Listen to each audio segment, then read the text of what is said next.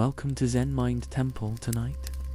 Asterisk, you will discover a powerful secret, the wisdom that Zen masters have used for millennia to calm the mind. Over the next 3 hours, let these stories wash over your thoughts like clear spring water, guiding you into a state of tranquility. Adjust your pillow, allowing your body to fully relax. Now breathe with me, asterisk, inhale for 4 seconds, hold for 2, exhale for 6. Feeling every trace of tension dissolve with each breath, close your eyes for a moment, and let your imagination carry you to a small wooden hut nestled at the foot of a mountain in 17th century Japan. The air smells of cypress and damp earth after recent rain. Through the open doorway, you see sunlight filtering through bamboo leaves, casting dappled shadows on tatami mats. A low table sits in the center of the room, upon which rests a simple ceramic teapot and a single teacup, its surface unadorned, its shape imperfect, as if formed by hands that understood the beauty of imperfection. You hear soft footsteps approaching.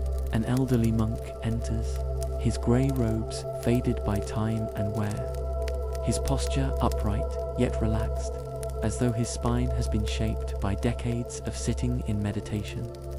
This is Nan, a Zen master whose reputation for wisdom has traveled far, beyond the mountain valleys. Behind him follows a younger man, a scholar from the city, his clothing fine, his posture rigid with the tension of someone accustomed to being listened to being in control of conversations. His brow carries the faint furrow of a mind that is always analyzing, categorizing, comparing. Notice how your body responds to these two figures. The monk's presence seems to create space around him, like a stone in a stream that allows water to flow gently around it. The scholar, by contrast, carries a kind of invisible density, as though his thoughts are so heavy they have begun to physicalize in his shoulders, his jaw, his tightened fists. This is the first lesson unfolding before you. Our mental states are not merely abstract concepts, but forces that shape our presence in the world. The scholar has come to Nonin to learn about Zen. He has studied philosophy, read sacred texts, debated with other scholars, but something remains unfulfilled. He has heard that Zen offers a kind of knowledge that cannot be found in books, a direct experience of reality that bypasses the endless chatter of the mind.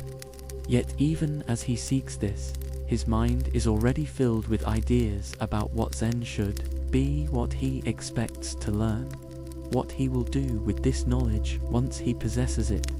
Nanin gestures for the scholar to sit.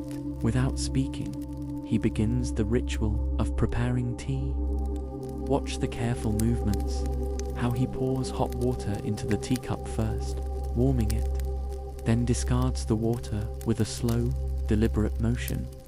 How he measures the tea leaves with precision, born of repetition, not rigidity.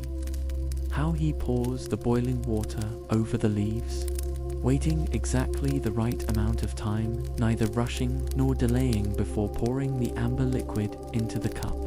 The scholar watches, but his mind is not watching. His mind is formulating questions, rehearsing arguments, planning how he will recount this meeting to his colleagues. Master, he begins, even before the tea is poured, I have studied the Buddhist sutras extensively. I understand the concept of sunya temptiness, but I wonder if you can explain how it applies to daily life. My students struggle with this, and I, as he speaks, Nanin continues pouring tea into the scholar's cup. The cup fills, and still he pours. Tea overflows onto the table, spilling onto the scholar's fine robes. Stop, the scholar exclaims, startled out of his monologue. The cup is full. No more will go in. Nanin pauses, his hand still holding the teapot. He looks into the scholar's eyes with a gaze that is both gentle and penetrating. as if he can see beyond the words to the turbulent mind beneath. "You are like this cup," he says softly. "You come to me with your mind already full of ideas and opinions. How can I show you anything new unless you first empty your cup?" Feel the weight of those words settle in your chest. Notice any tension that arises as you consider them, perhaps a quiet resistance, a sense that your own knowledge, your own way of seeing, is too valuable to set aside. This resistance is natural. The human mind is wired to accumulate information, to build frameworks that help make sense of the world. These frameworks are not inherently bad. They allow us to navigate complex situations, to learn from the past, to plan for the future. But when we mistake our frameworks for reality itself, when we hold them so tightly that they prevent us from seeing what is actually in front of us, they become prisons of the mind. Buddha taught, all conditioned things are like a dream, a phantom, a bubble, a shadow, like dew and like lightning. Thus ought you to view them. This is not a statement of pessimism, but an invitation to see things as they are, impermanent, interconnected, constantly changing. When our minds are full of fixed ideas, we cannot perceive this fluidity. We see only what our existing beliefs allow us to see, like someone wearing colored glasses and believing the world itself is that color. Neuroscientists have a term for this phenomenon: confirmation bias. It refers to our brain's tendency to seek out information that confirms what we already believe, while ignoring or dismissing evidence that contradicts our beliefs. This is not a failure of intelligence, but a survival mechanism. The brain processes approximately 11 million bits of information every second, but we are only consciously aware of about 40 bits. To manage this overwhelming flood, the brain creates mental shortcuts, skimmers that filter and categorize information automatically. These skimmers are formed by our past experiences, cultural conditioning, and learned beliefs. On many ways, these skimmers are essential. They allow us to recognize a chair as a chair, even if we've never seen that particular design before. To understand language without analyzing every word, to navigate social situations based on past interactions. But they also create blind spots. When we encounter something that doesn't fit our existing skimmers, and idea that challenges our beliefs, a person who behaves in ways we can't categorize, our default response is often discomfort, confusion, or even outright rejection. This is the brain's way of maintaining cognitive consistency, of avoiding the mental effort required to rewrite our internal maps. The scholar in Nin's hut is experiencing this cognitive dissonance. His schema for learning involves acquiring information, asking questions, engaging in debate. Nonin's approach, silent demonstration, disruption of expectation, does not fit this schema, and so his initial reaction is to protest, to try to return to familiar ground. But something happens in that moment of protest. The shock of the hot tea spilling onto his robes momentarily disrupts the scholar's default mode network, the part of the brain that runs our constant internal narrative, that keeps us stuck in thoughts about the past and future, that reinforces our sense of self as a separate, continuous entity. For a split second, his mind is empty of its usual chatter. He is simply present, experiencing the warmth of the tea, the surprise of the moment, the sight of the overflowing cup.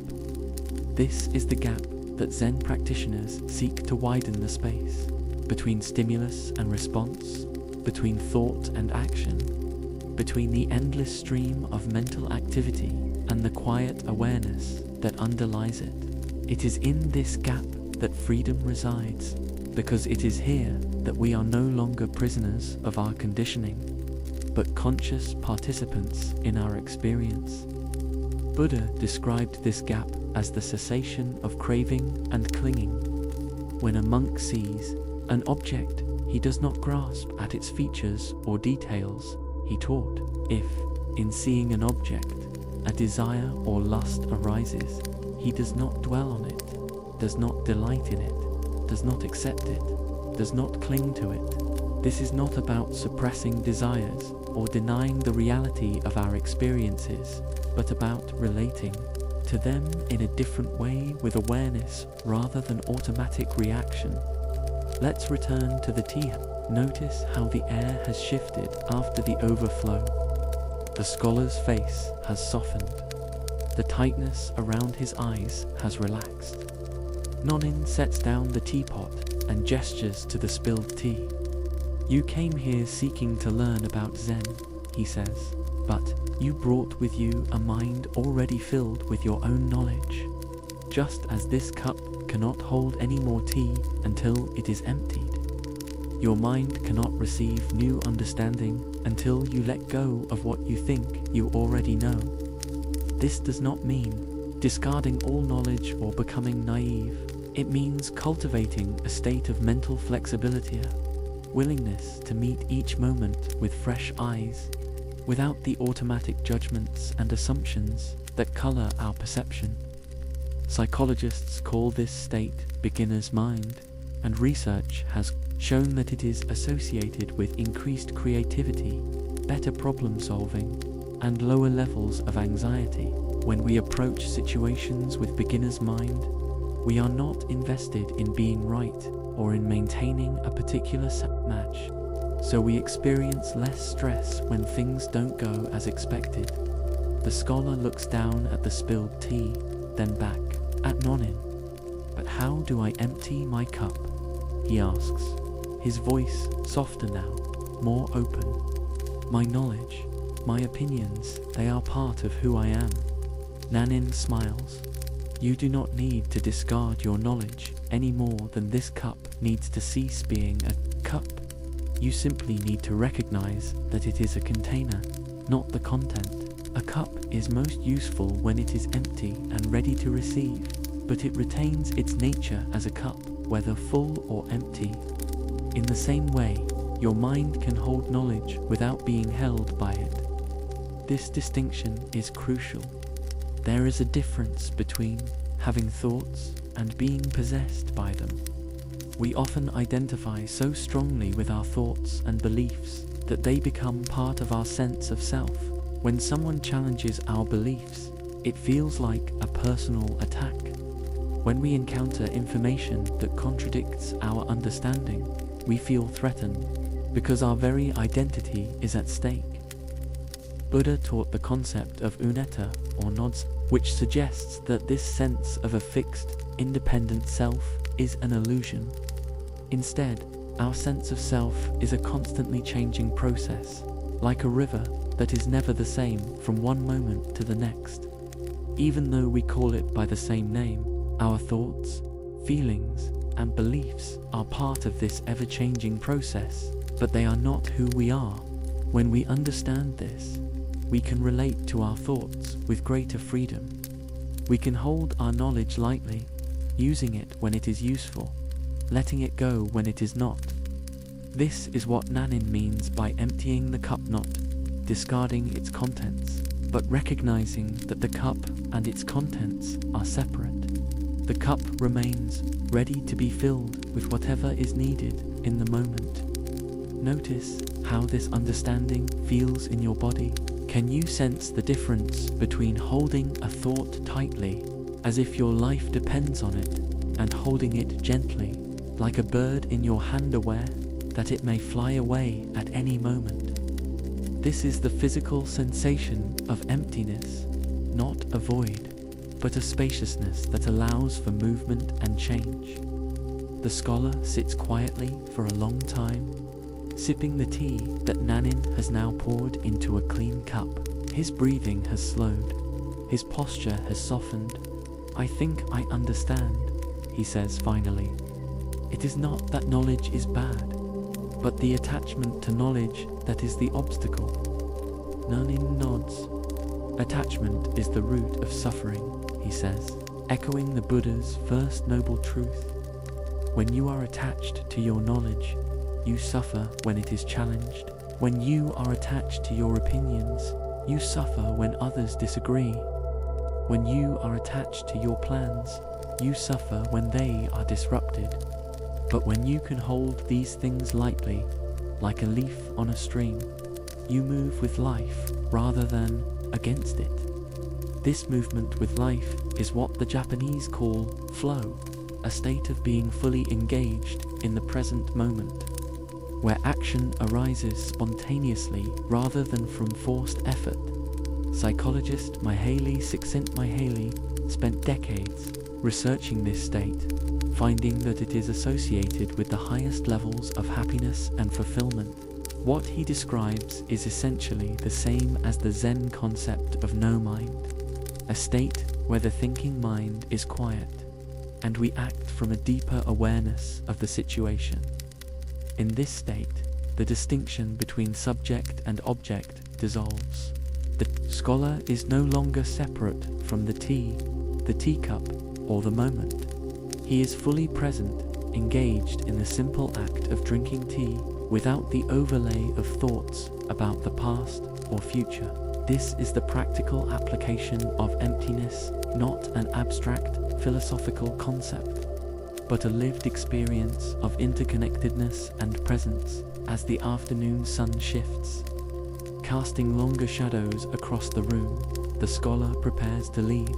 He bows deeply to Nunin, his posture now reflecting the humility of someone who has realized how much he does not know.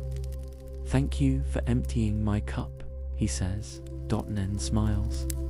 "The cup empties itself when it recognizes its true nature," he replies. "I merely pointed out that it was full." This exchange reveals a profound truth. The wisdom we seek is not something external that needs to be acquired, but an inherent quality of the mind that needs to be recognized. Just as the cup is naturally empty before it is filled, the mind is naturally open and aware before it is clouded by thoughts and beliefs. Our practice is not to create this emptiness, but to remove the obstacles that prevent us from experiencing it. Now, let's bring this wisdom into your own experience with a simple practice.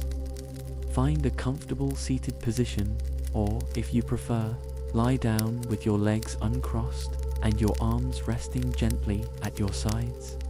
Close your eyes if that feels comfortable, or keep them softly focused on a point in front of you.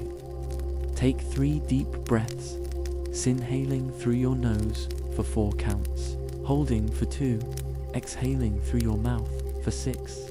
With each exhale, feel your body becoming heavier, more relaxed, sinking into the support beneath you now. Bring to mind a belief or opinion that you hold strongly, something you are certain is true. It might be a political belief, a religious conviction, a view about a relationship, or an idea about yourself. Notice how this belief feels in your body. Does it create tension in your chest, a tightness in your jaw, a sense of solidity somewhere in your being? As you hold this belief in your awareness, imagine that it is written on a piece of paper.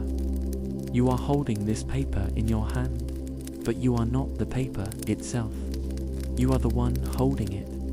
Now, imagine placing the paper down on a table in front of you. You can still see the words, but you are no longer holding it. Notice how this feels. Is there a sense of lightness, of spaciousness, when you are not clutching the belief so tightly? This does not mean the belief is wrong or that you need to abandon it. It simply means recognizing that it is a thought, not a fact, that it is a product of your experiences, conditioning, and perspective, all of which are subject to change.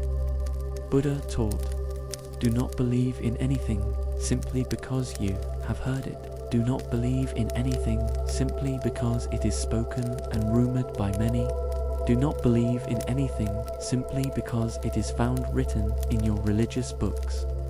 Do not believe in anything merely on the authority of your teachers and elders. Do not believe in traditions because they have been handed down for many generations.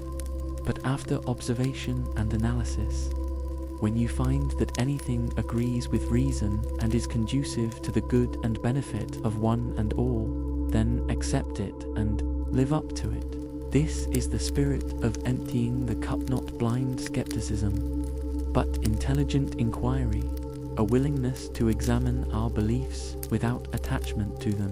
Now, return to your breath, feeling the natural rhythm of inhale and exhale. With each breath, imagine that your mind is like the cup, capable of holding thoughts and ideas, but fundamentally empty and open. Thoughts may arise, like tea being poured into the cup, but they do not define the cup's essence. As you continue to breathe, notice any thoughts that arise without judgment. Simply observe them as mental events, like clouds passing through the sky. They come, they go, but the sky remains. In the same way, thoughts come and go, but the awareness that observes them remains constant. This awareness is your true nature, empty of fixed identity, yet full of the potential to experience life in all its richness. It is the emptiness that allows for fullness, the silence that makes sound possible, the space that contains all things without being contained by them. Stay with this awareness for a few moments longer, feeling the truth of Nonin's teaching in your bones. That true understanding comes not from filling the mind, but from emptying it, from recognizing that the most profound wisdom is not something we acquire, but something we uncover by removing the layers of thought and belief that obscure the clear light of awareness. As we prepare to move to our next story, carry this sense of the empty cup with you. Notice how it feels to approach the rest of this journey with a mind that is open, curious, and free from the need to know or to be right. Just as the cup is most useful when it is empty and ready to receive, so too is your mind most receptive to wisdom when it is free from the burden of its own certainty. The path of Zen is not about accumulating more knowledge, but about letting go of what prevents us from seeing clearly. It is a journey of unlearning the gradual release of the assumptions, judgments, and attachments that keep us trapped in a narrow view of ourselves and the world. And it begins, as all journeys do, with a single step, the willingness to recognize that our cup is full, and that sometimes the most important thing we can do is empty it. Let your breath carry you now to a different time and place. A monastery carved into the side of a mountain in 7th century China. The air here is thin and crisp, scented with pine and incense that drifts from open temple doors. Morning light slants across stone courtyards where monks in saffron robes move with deliberate grace, their footsteps echoing softly against ancient walls. This is Zoon Mind Temple, home to the 5th Patriarch Hongren, whose teachings will soon split the Buddhist tradition into two distinct paths. Notice how the light catches the wooden beams of the main hall, revealing thousands of tiny dust particles floating in the air, rich, one illuminated, yet none disturbing the stillness of the space. This is the first image to hold in your awareness: dust, light, and the quiet that contains them both. Inside the hall, the 5th Patriarch sits on a raised platform, his eyes closed in meditation. Around him, monks sit in rows, their posture reflecting years of discipline. Among them is Shankshu, a senior monk respected for his learning and devotion. For months, Hongren has been urging his students to express their understanding of the fundamental nature of mind, hinting that he will pass his robe and bowl the symbols of patriarchal succession to whoever demonstrates true insight. Shangshu has spent many nights pondering this challenge. He understands that the mind is like a mirror, which naturally reflects whatever is before it. But he also knows that mirrors collect dust, which obscures their reflection. His approach to spiritual practice has always been one of diligent purification, wiping away the defilements that cloud the mind. One night, Shangshu slips out of his quarters and writes a Buddhist aphorism on the wall of the south corridor, hoping to remain anonymous while testing his understanding. Our body is a Bodhi tree, our mind a bright mirror stand. We must polish it ceaselessly, lest it gather dust. In the morning, the monks gather around the Buddhist aphorism, murmuring in admiration. When Hongren sees it, he nods thoughtfully but says, "This shows that you have not yet penetrated to the deepest truth. Work on it further. When you have realized true understanding, come to me." Shangshu's Buddhist aphorism reflects a common approach to spiritual practice, the idea that we must strive to purify ourselves, to eliminate our faults and cultivate virtues until we finally achieve enlightenment. It is a path of effort, discipline, and gradual improvement. There is wisdom in this approach. To be sure, our minds do accumulate habits of thought and behavior that cause suffering, and conscious effort is needed to change them. But notice how Shangshu's words create a subtle duality, the mirror and the dust, the one who polishes and the object to be polished. This separation between the observer and the observed, the practitioner and the practice, is precisely what Hongren senses is missing. Now, let your attention shift to the kitchen of the monastery where a young layman named Huineng chops firewood. Huineng came to Wangmei Temple as an illiterate peasant, having traveled hundreds of miles after hearing a recitation of the Diamond Sutra. Though he cannot read or write, there is a quiet clarity in his movements, a simplicity that comes from not overthinking. When word of Shangshu's Buddhist aphorism reaches the kitchen, Huineng asks someone to read it to him. Upon hearing it, he smiles and says, "This Buddhist aphorism does not yet capture the truth. May I request someone to write another for me?" The monks are skeptical. How could an uneducated woodcutter understand deeper than their respected senior? But Huineng persists, and eventually, a monk agrees to write his words on the wall beside Shangshu's. Bodhi is not a tree, the mirror is not a stand. Originally, there is not a single thing where can dust gather. Feel the resonance of these words in your chest, where Shangshu's Buddhist aphorism implies struggle and effort. Huinen's suggests a radical simplicity, a recognition that the very separation we seek to overcome is an illusion. There is no mirror separate from the dust, no self separate from its thoughts and feelings. In the ultimate nature of things, there is nothing to polish and no one to do the polishing. When Hongren sees Huineng's Buddhist aphorism, he knows immediately that true understanding has been expressed. He waits until nightfall, then summons Huineng to his room, where he expounds the Diamond Sutra to him.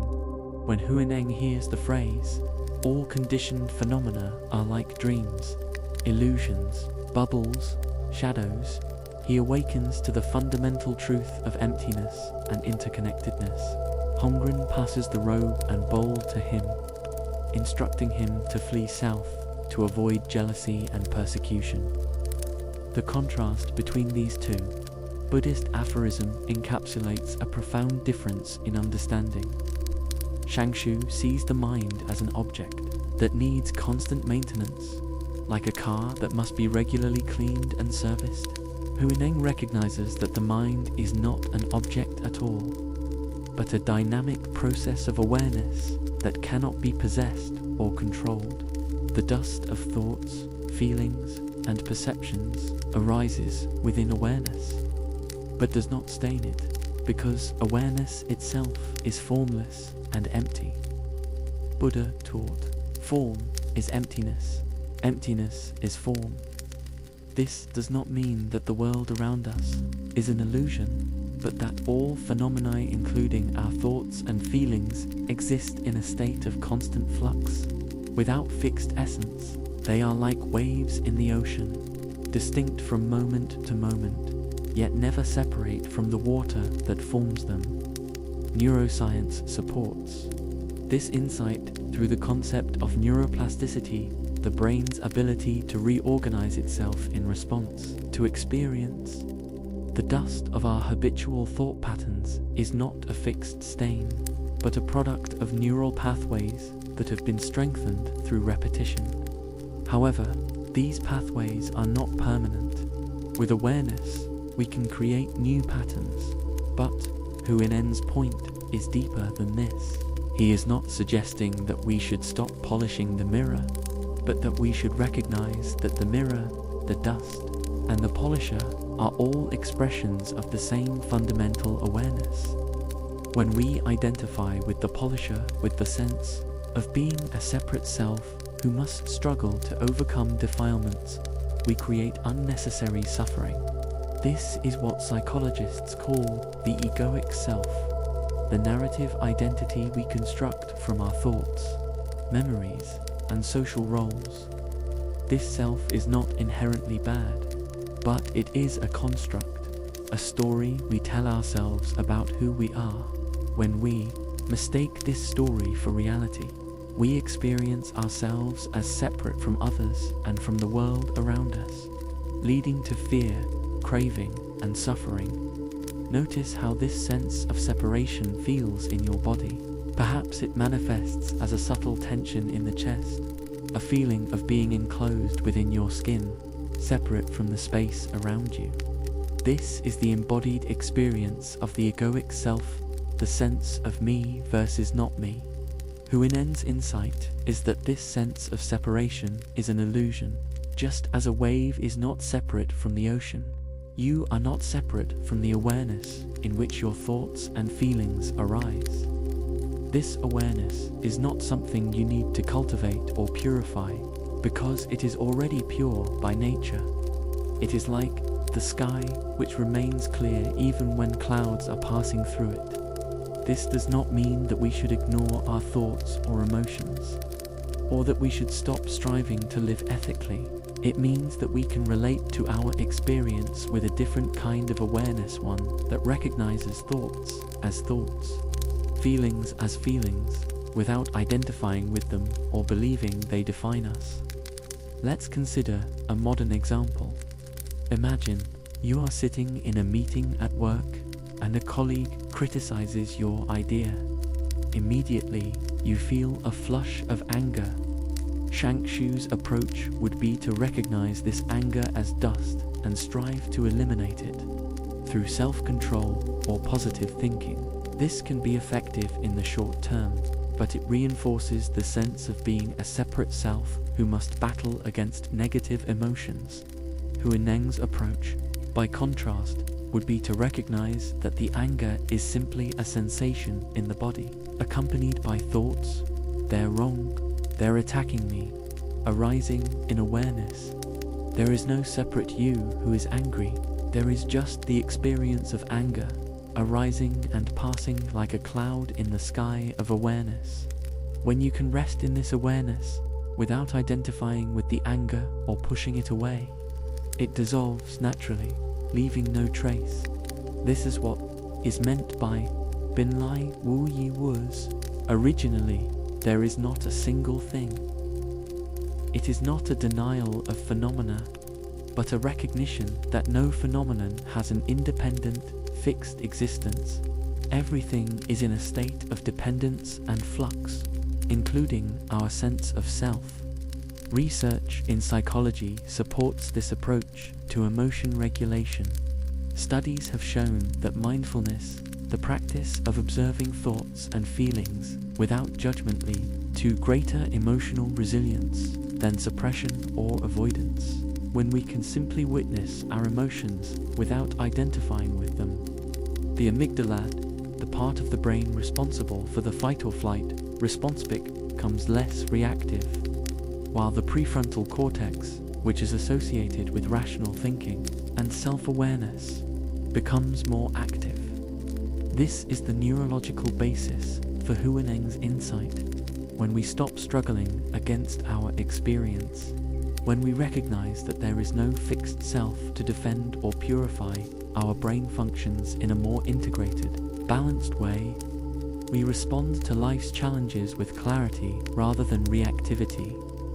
But how do we apply this in daily life? It is one thing to understand intellectually that the self is an illusion, but quite another to experience this truth in the heat of anger or fear. Let's return to the monastery.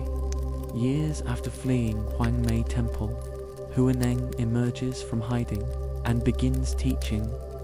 A monk approaches him, troubled by Shenshu's teachings on purification. Shenshu says, "We must constantly polish the mind," he says. "But you say there is nothing to polish, which is correct." Huineng smiles. Shenshu's approach is for those who are attached to form, who need a path of gradual cultivation. My teaching is for those who are ready to realize their inherent nature directly. Both are correct, but one points to the moon, while the other helps you walk toward it. This is a crucial point. Huineng is not rejecting effort and discipline, but the attachment to effort and discipline as ends in themselves.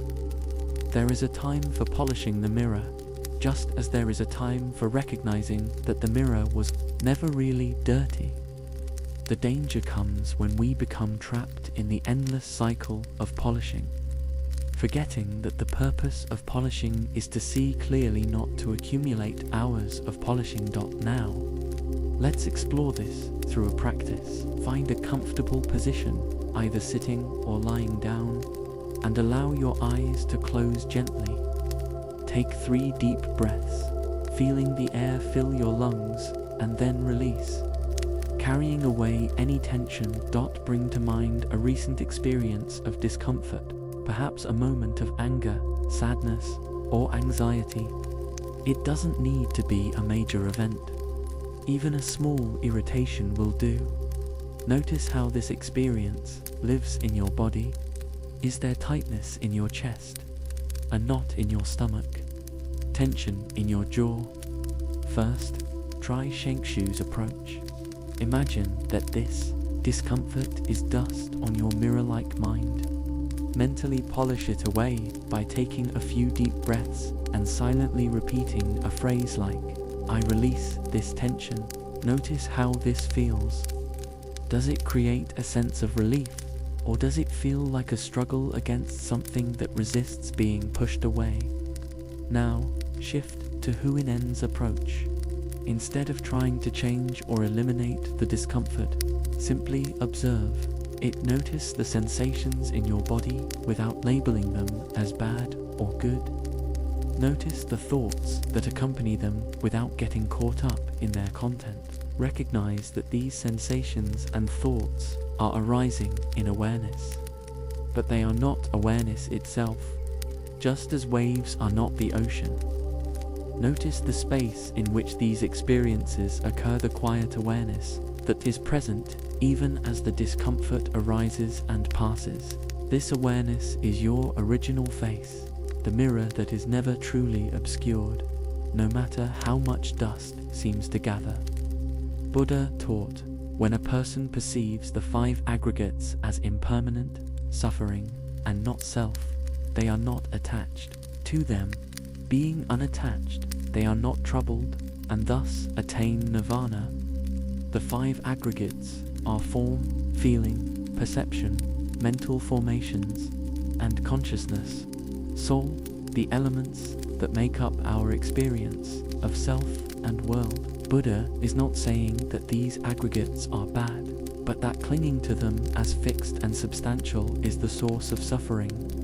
As you continue to rest in awareness, notice how the discomfort you brought to mind may be changing, intensifying, fading, or transforming into something else.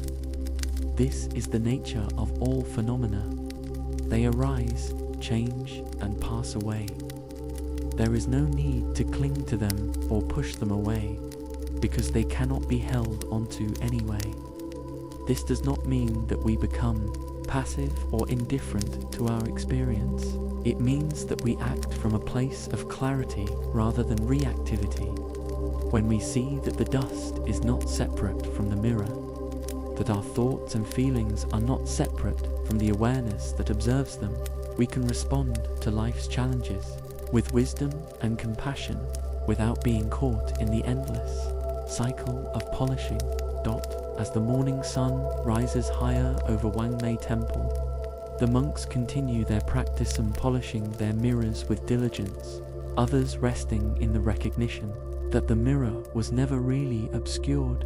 Both paths lead toward the same truth, but one requires climbing a mountain, while the other recognizes that you were already at the summit.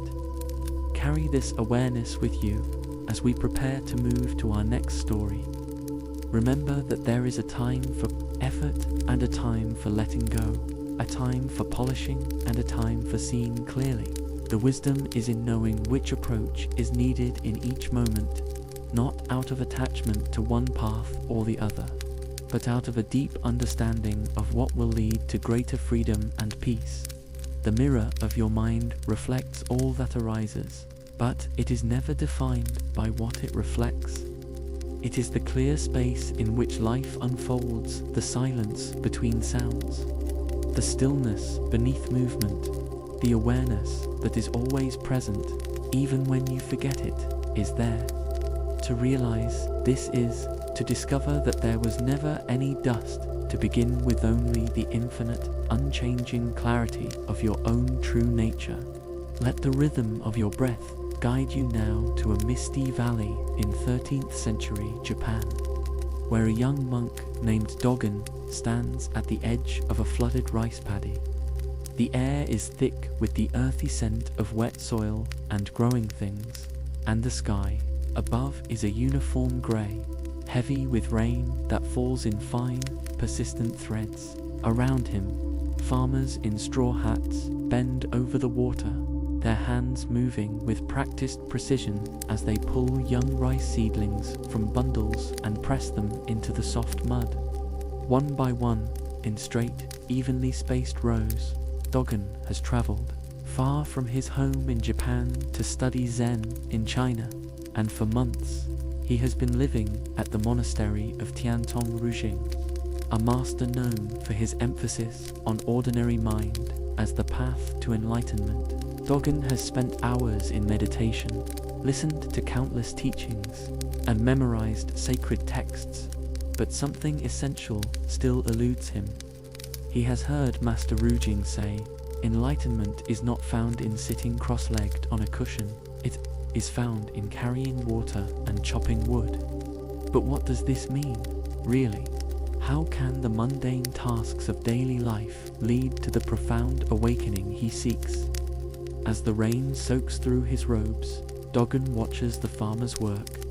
Their movements are neither hurried nor hesitant, but perfectly attuned to the task at hand. There is no separation between them and their work, no sense of a doer separate from the doing.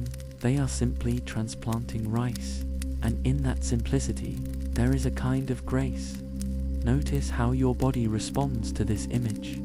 Perhaps you feel a subtle relaxation in your shoulders, a softening around your eyes, as you imagine the rhythmic, repetitive movements of the farmer's hands.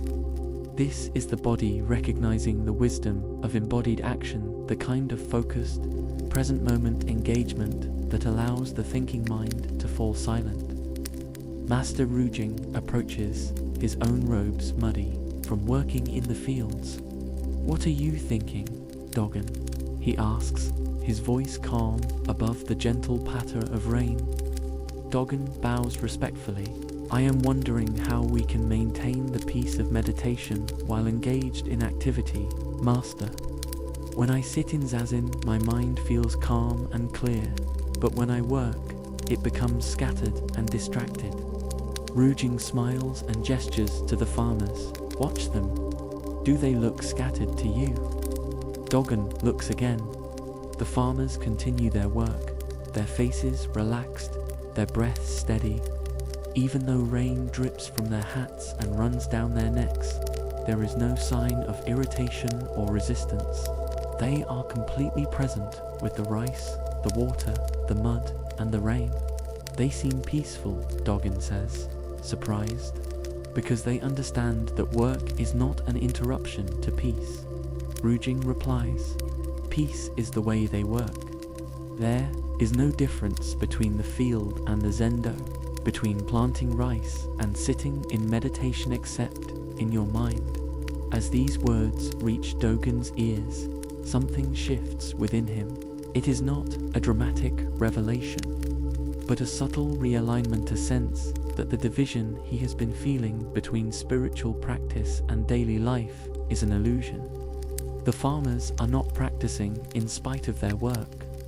Their work is their practice, and in that moment, standing in the rain-soaked field, Dogen realizes that enlightenment is not a distant goal to be achieved through special techniques, but a way of being that is available in every moment, no matter what we are doing.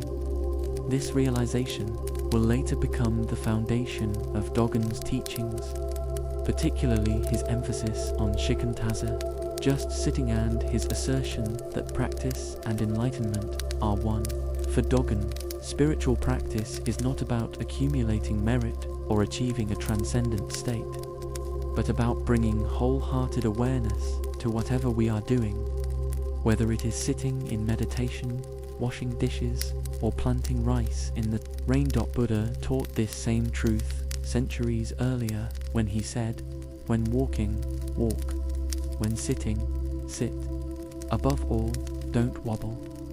This simple instruction points to the essence of mindfulness, being fully present with each activity without letting the mind wander to the past or future.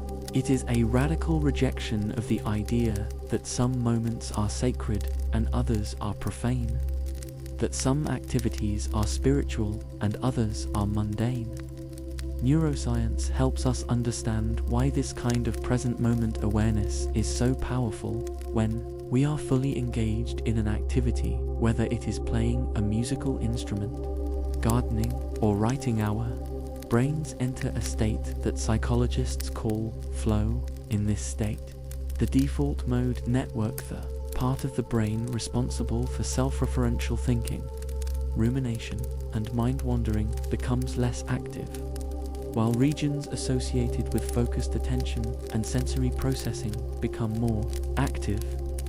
This shift in brain activity is experienced as a sense of timelessness, a loss of self-consciousness, and a feeling of effortless engagement with the task at hand.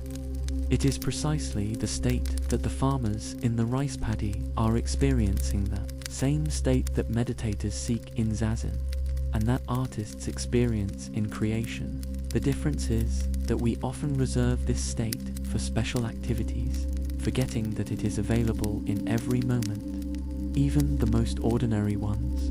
Dogen's insight is that this state of flow is not just a pleasant experience, but a revelation of our true nature. When we are fully present in our actions, we transcend the dualistic thinking that creates suffering, the division between self and other, subject and object, good and bad. We recognize that we are not separate from the world around us, but deeply interconnected with it, and that our actions are part of a larger whole. Let's explore this with a simple example. When you wash dishes, how often are you truly present with the experience? Most of the time, your mind is likely elsewhere, planning what to do next, rehashing a conversation from earlier, or thinking about something you need to buy at the store. The act of washing dishes becomes a chore to be endured, a means to an end rather than an end in itself. But imagine washing dishes with the same presence as the farmers planting rice. Notice the warmth of the water, the texture of the sponge against the plate, the sound of dishes clinking together, the scent of soap. Feel your hands moving, your body shifting, your breath flowing. In this moment, There is only washing dishwasher, no washed, just the activity itself. This is what Dogen means by practice and enlightenment are one. This way of approaching life transforms even the most routine activities into opportunities for awakening. It is not that we need to do extraordinary things to become enlightened, but that we need to do ordinary things in an extraordinary way with full awareness and wholehearted engagement. Dogen later expressed this in his writing. In the Buddha, practice and realization are not separate. When you sit in zazen, that is practice, and that is realization. When you serve meals, that is practice, and that is realization. There is no gap between them. This is a profound challenge to the idea that spiritual growth is a linear progression toward a distant goal. Instead, it suggests that enlightenment is always available, here and now, in whatever we are doing if we can only bring our full attention to it. But how do we cultivate this kind of awareness in our daily lives, especially when we are faced with tasks that feel tedious, stressful, or unpleasant? Let's return to the rice paddy. As the rain continues to fall, Dogen notices that some of the farmers are humming softly to themselves, their voices mixing with the sound of rain on water. He realizes that they are not just enduring the rain, they are participating in it, allowing themselves to be fully part of the moment. Even though it is uncomfortable, this is a crucial point. Mindfulness is not about forcing ourselves to be calm in the face of discomfort, but about opening ourselves to the fullness of experience, whatever it may be. It is about acknowledging the rain, the mud, the cold, and the weariness, without resistance or judgment. When we resist what is happening in the present moment, when we wish the rain would stop, or the work would end, or we were somewhere else, we create suffering. This resistance activates the sympathetic nervous system, triggering the fight or flight response and flooding our bodies with stress hormones.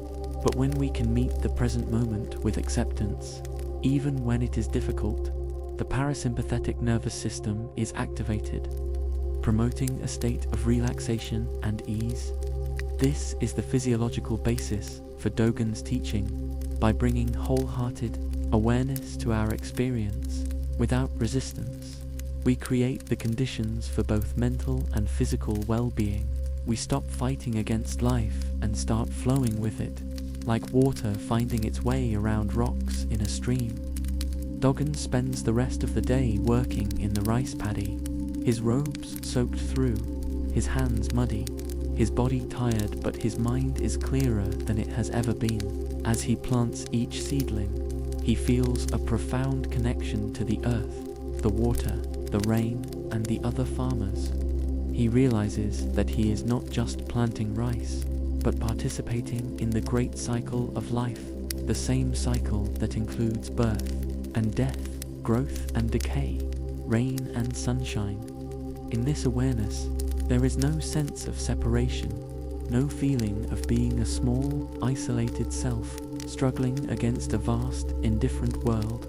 There is only the infinite interconnectedness of all things and the simple, sacred act of planting rice in the rain. Now, let's bring this awareness into your own life with a practice. Choose a simple, routine activity that you do every day. Your teeth, making coffee, walking to your car, or washing your hands. For the next few minutes, commit to doing this activity with the same presence and attention as the farmers in the rice paddy. As you begin, take a moment to pause and breathe, grounding yourself in the present moment. Notice your posture, the sensations in your body, and the environment around you.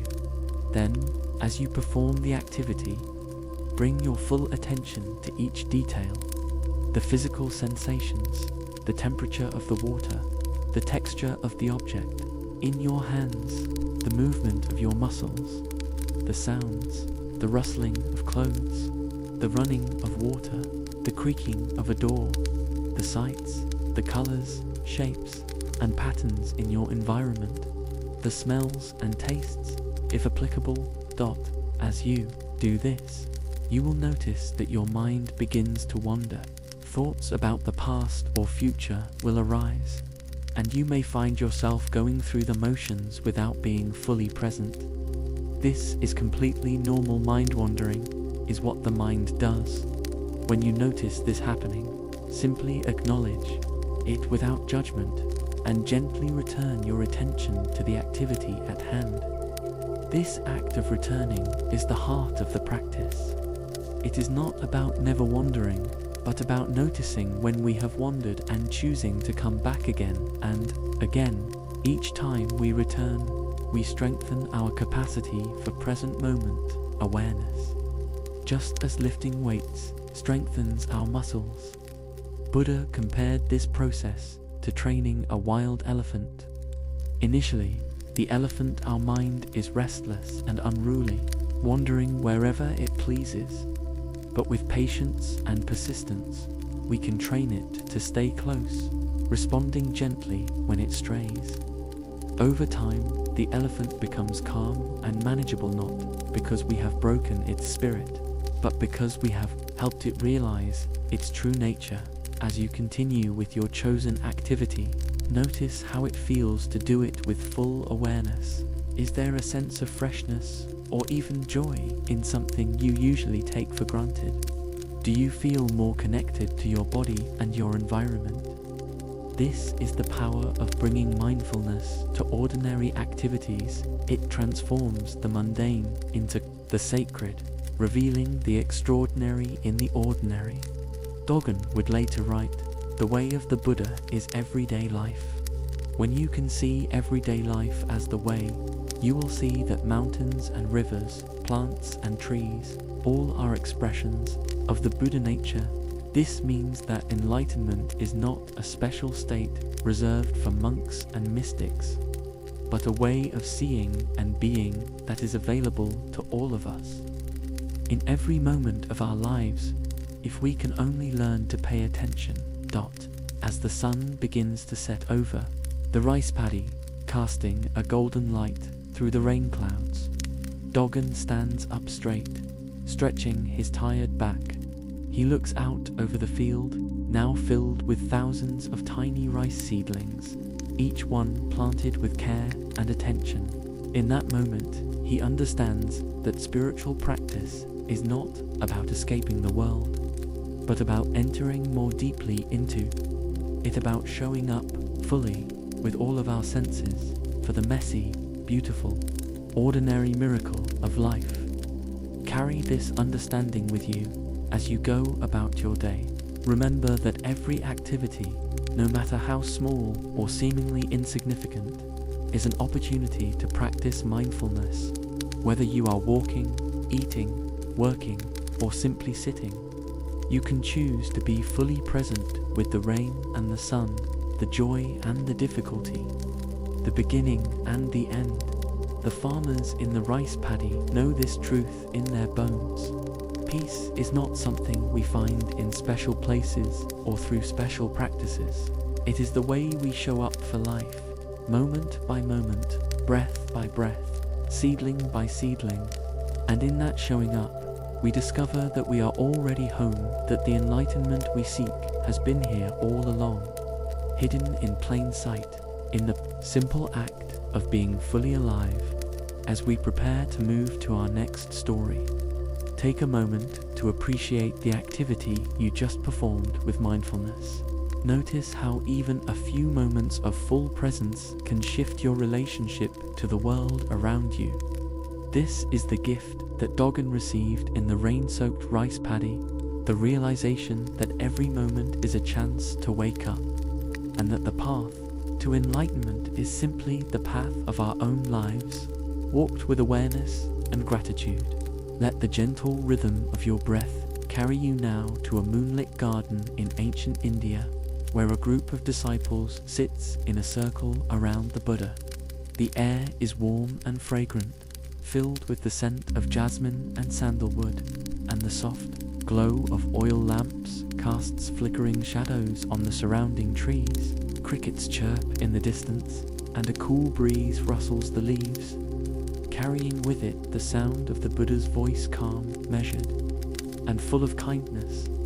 The disciples have been discussing the nature of anxiety, sharing their struggles with worry about the future, regret about the past, and restlessness in the present. Why is it, one young monk asks, that even when our basic needs are met, our minds continue to torment us with fear and longing? We have food to eat, shelter from, the elements, and the teachings to guide us, and yet still we suffer. The Buddha smiles, his eyes reflecting the lamplight like pools of still water. I will tell you a story, he says, about a merchant who once traveled through these very lands. Let your mind's eye visualize this merchant, a man of middle years, with a weathered face that speaks of countless journeys, wearing a robe of fine silk and carrying a leather pouch filled with gold coins. He is traveling to a distant city to trade spices and textiles, accompanied by a small group of servants and guards. But hidden within the lining of his robe, close to his heart, is his most precious possession, a single pearl of extraordinary beauty, large and luminous, passed down through generations of his family.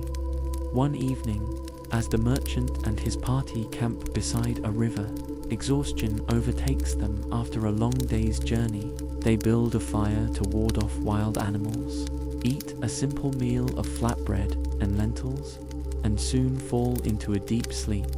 When the merchant awakens at dawn, his hand immediately goes to the lining of his robe and finds nothing. The pearl is gone.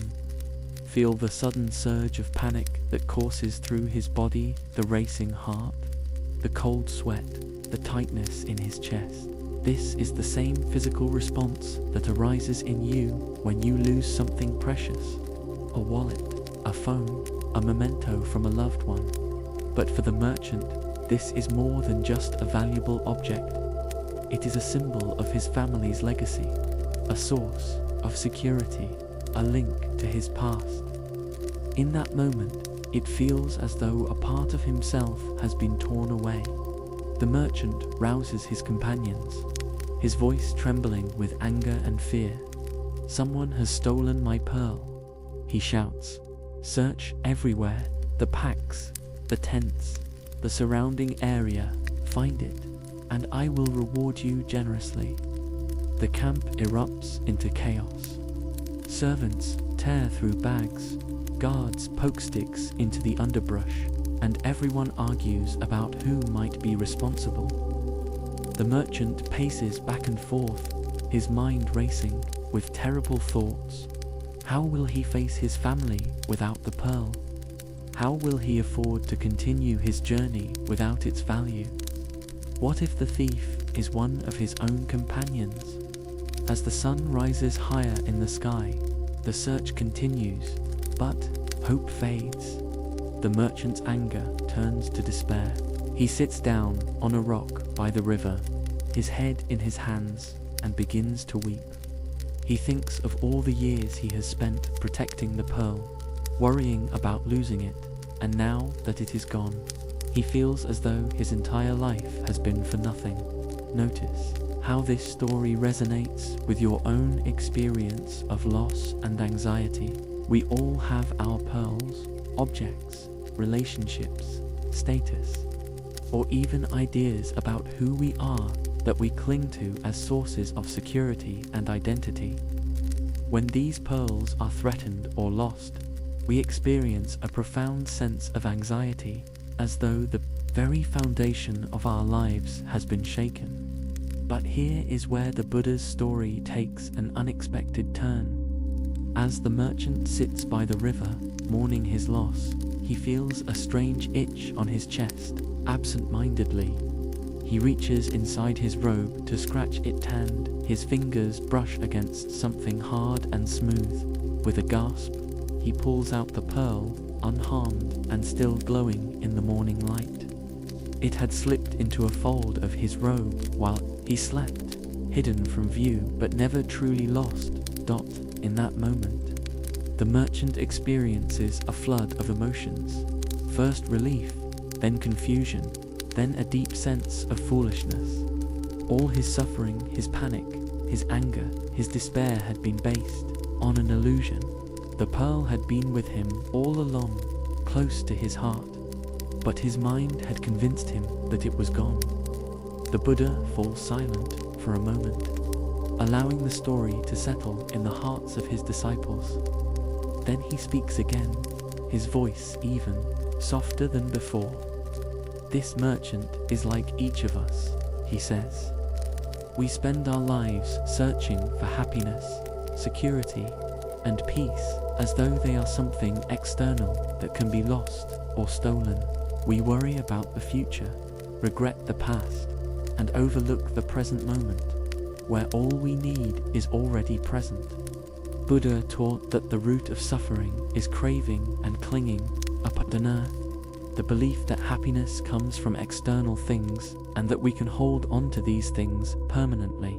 This is what psychologists call external locus of control, the tendency to attribute our happiness and success to factors outside ourselves, rather than to our own internal resources and responses.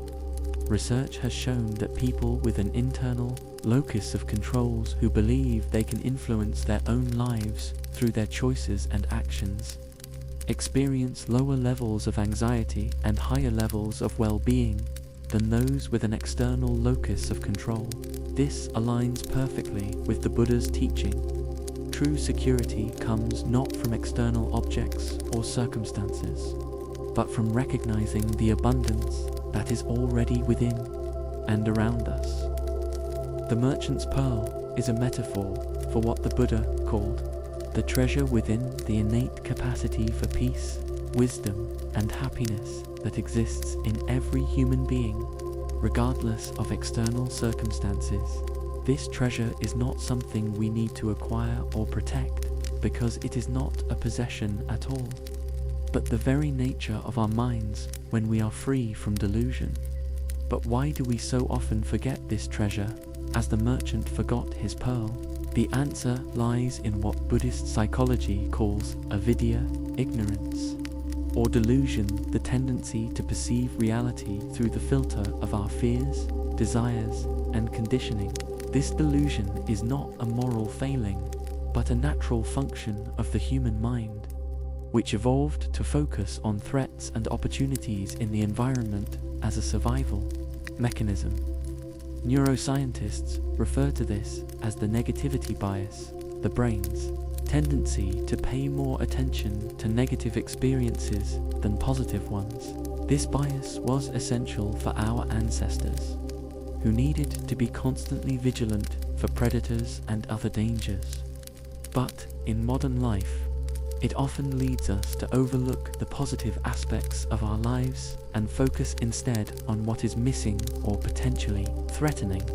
The merchant's mind, caught in this negativity bias, created a story of loss and disaster that felt completely real, even though it was not based in fact. This is how anxiety works. Our minds generate thoughts about potential threats, and these thoughts trigger the same physiological response as actual danger, creating a cycle of worry and fear that can be difficult to break. But just as the merchant's pearl was never truly lost, our innate capacity for peace is never truly absent. It is always there, beneath the layers of worry and distraction, waiting to be rediscovered. Let's explore this further with another layer of the story. When the merchant realized that his pearl had been with him all along, he did not simply breathe a sigh of relief and continue his journey as before. The experience transformed him. He began to question why he had valued the pearl so highly in the first place, why he had allowed it to become the source of his security and identity. Over time, the merchant came to see that the pearl's true value was not in its monetary worth or its family legacy, but in the lesson it had taught him, that happiness cannot be found in external possessions, no matter how precious they may seem. He eventually gave the pearl to a monastery, where it was used to fund the care of the poor and the education of children. This act of generosity was not a sacrifice, but a recognition that true wealth lies in the ability to let go of attachment. As the Buddha once said, just as a candle cannot burn without fire, men cannot live without a spiritual life. This spiritual life is not about accumulating sacred objects or performing rituals, but about cultivating a mind that is free from the illusion of separation and scarcity. Now, let's consider how this applies to your own experience of anxiety.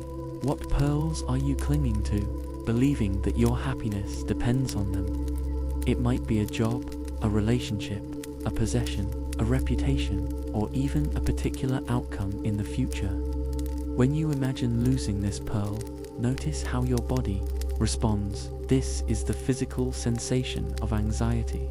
But what if, like the merchant, you were to discover that what you fear losing is not as essential as you think? What if the security and happiness you seek are not dependent on this external pearl, but are already present within you, waiting to be recognized? This does not mean that external things are unimportant. We all need food, shelter, and connection to thrive. But when we believe that these things are the source of our happiness, rather than conditions that support happiness, we set ourselves up for suffering. As the Buddha taught, all conditioned things are impermanent. When sees this with wisdom, one becomes disenchanted with suffering. The wisdom here is not to deny the impermanence of life, but to embrace it with a mind that is not attached to fixed outcomes. This is what psychologists call acceptance and commitment therapy, an approach that encourages us to accept difficult thoughts and feelings rather than fighting against them, and to commit to actions that align with our values, regardless of external circumstances. Let's return to the moonlit garden, where the Buddha is answering another disciple's question. But how do we remember our pearl when we are caught in the grip of anxiety? The disciple asks.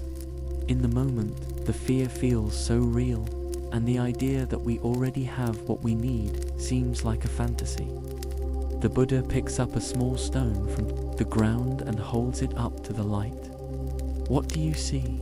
He asks. The disciple looks at the stone. It is just a stone, master of, and ordinary. The Buddha smiles and drops the stone into a nearby pond. As it sinks, ripples spread across the surface, disturbing the reflection of the moon. But after a moment, the water settles and the moon's reflection is clear again. Your mind is like this pond, the Buddha says. Anxiety is like the stone. It creates ripples that distort your perception of reality. But the water's essential nature is clarity, just as your mind's essential nature is peace. The ripples will come and go, but the water remains. This is the key insight. Anxiety is a temporary disturbance of the mind, not its true nature. Just as the pond eventually returns to stillness, your mind can return to peace if you allow it to, without adding more stones by dwelling on anxious thoughts.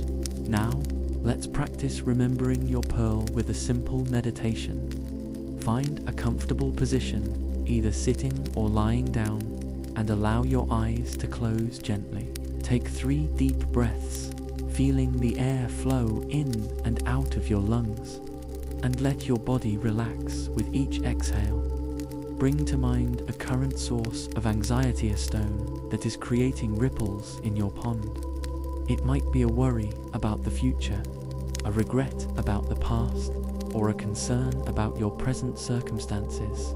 Notice how this anxiety feels in your body, the tightness, the tension, the discomfort. Now, imagine that beneath this anxiety, like the merchant's pearl close to his heart, there is a deep well of peace and wisdom within you. This well is always there, even when you cannot see it, and it is not affected by the storms of your mind. With each breath, imagine that you are lowering a bucket into this well. As you inhale, the bucket descends, passing through the layers of anxiety and worry. As you exhale, you pull the bucket back up, filled with the clear, cool water of peace. With each breath, let this peace spread throughout your body from the top of your head to the tips of your toes. Feel it softening the tension in your shoulders, relaxing the tightness in your chest, calming the restlessness in your mind. Remember that this peace is not something you are creating, but something you are rediscovering. It has been with you all along, like the merchant's pearl, waiting for you to remember it. As you continue to breathe, repeat silently to yourself, I am more than my anxiety. Peace is my true nature. All I need is already within me. This is not just an affirmation, but a statement of truth. Your anxiety is a temporary condition, a ripple on the surface of your mind. But your essential nature is peace, clarity, and wholeness. The Buddha concluded his story of the merchant by saying, the greatest treasure is hidden within, yet man searches for it outside, like the fool who milks a cow and then searches for the milk in the pasture. This treasure is not something that can be stolen or lost, because it is not a possession but a way of being, an awareness of the interconnectedness of all life, and a recognition that peace is not a destination to be reached, but a present to be received. As the moon rises higher in the sky, the disciples sit in silence, their minds quiet and their hearts full. They have not received a new teaching, but a reminder of what they already knew, that the pearl of peace is always with them, close to their hearts, waiting to be recognized. Carry this reminder with you as you go about your day. Whenever you feel anxiety arising, whenever you find yourself searching for happiness in external things, pause for a moment and place your hand over your heart. Remember the merchant's pearl and know that what you seek is already within you, waiting to be remembered. The path to peace is not about acquiring more pearls, but about recognizing the one you already have. It is about learning to trust that even in moments of uncertainty and change, your essential nature remains unshaken, like the moon, whose reflection may be disturbed by ripples, but whose light is never truly lost. As we prepare to move to our next story, take a moment to touch your heart gently, as the merchant did when he rediscovered his pearl. Feel the warmth of your hand, the rhythm of your breath, and the quiet certainty that peace is not something you need to find, because it has been with you all along. Over time, the merchant came to see that the pearl's true value was not in its monetary worth or its family legacy, but in the lesson it had taught him, that happiness cannot be found in external possessions, no matter how precious they may seem. He eventually gave the pearl to a monastery, where it was used to fund the care of the poor and the education of children.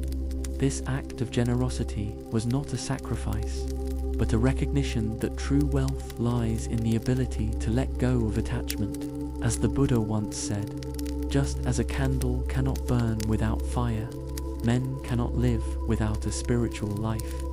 This spiritual life is not about accumulating sacred objects or performing rituals, but about cultivating a mind that is free from the illusion of separation and scarcity. Now, let's consider how this applies to your own experience of anxiety. What pearls are you clinging to, believing that your happiness depends on them? It might be a job, a relationship, a possession, a reputation, or even a particular outcome in the future.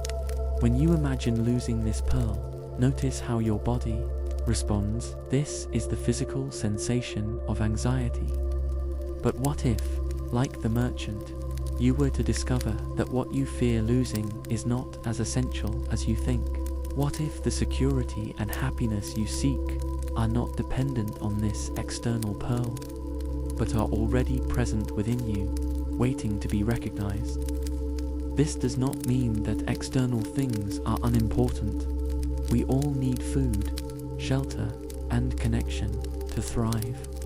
But when we believe that these things are the source of our happiness, rather than conditions that support happiness, we set ourselves up for suffering.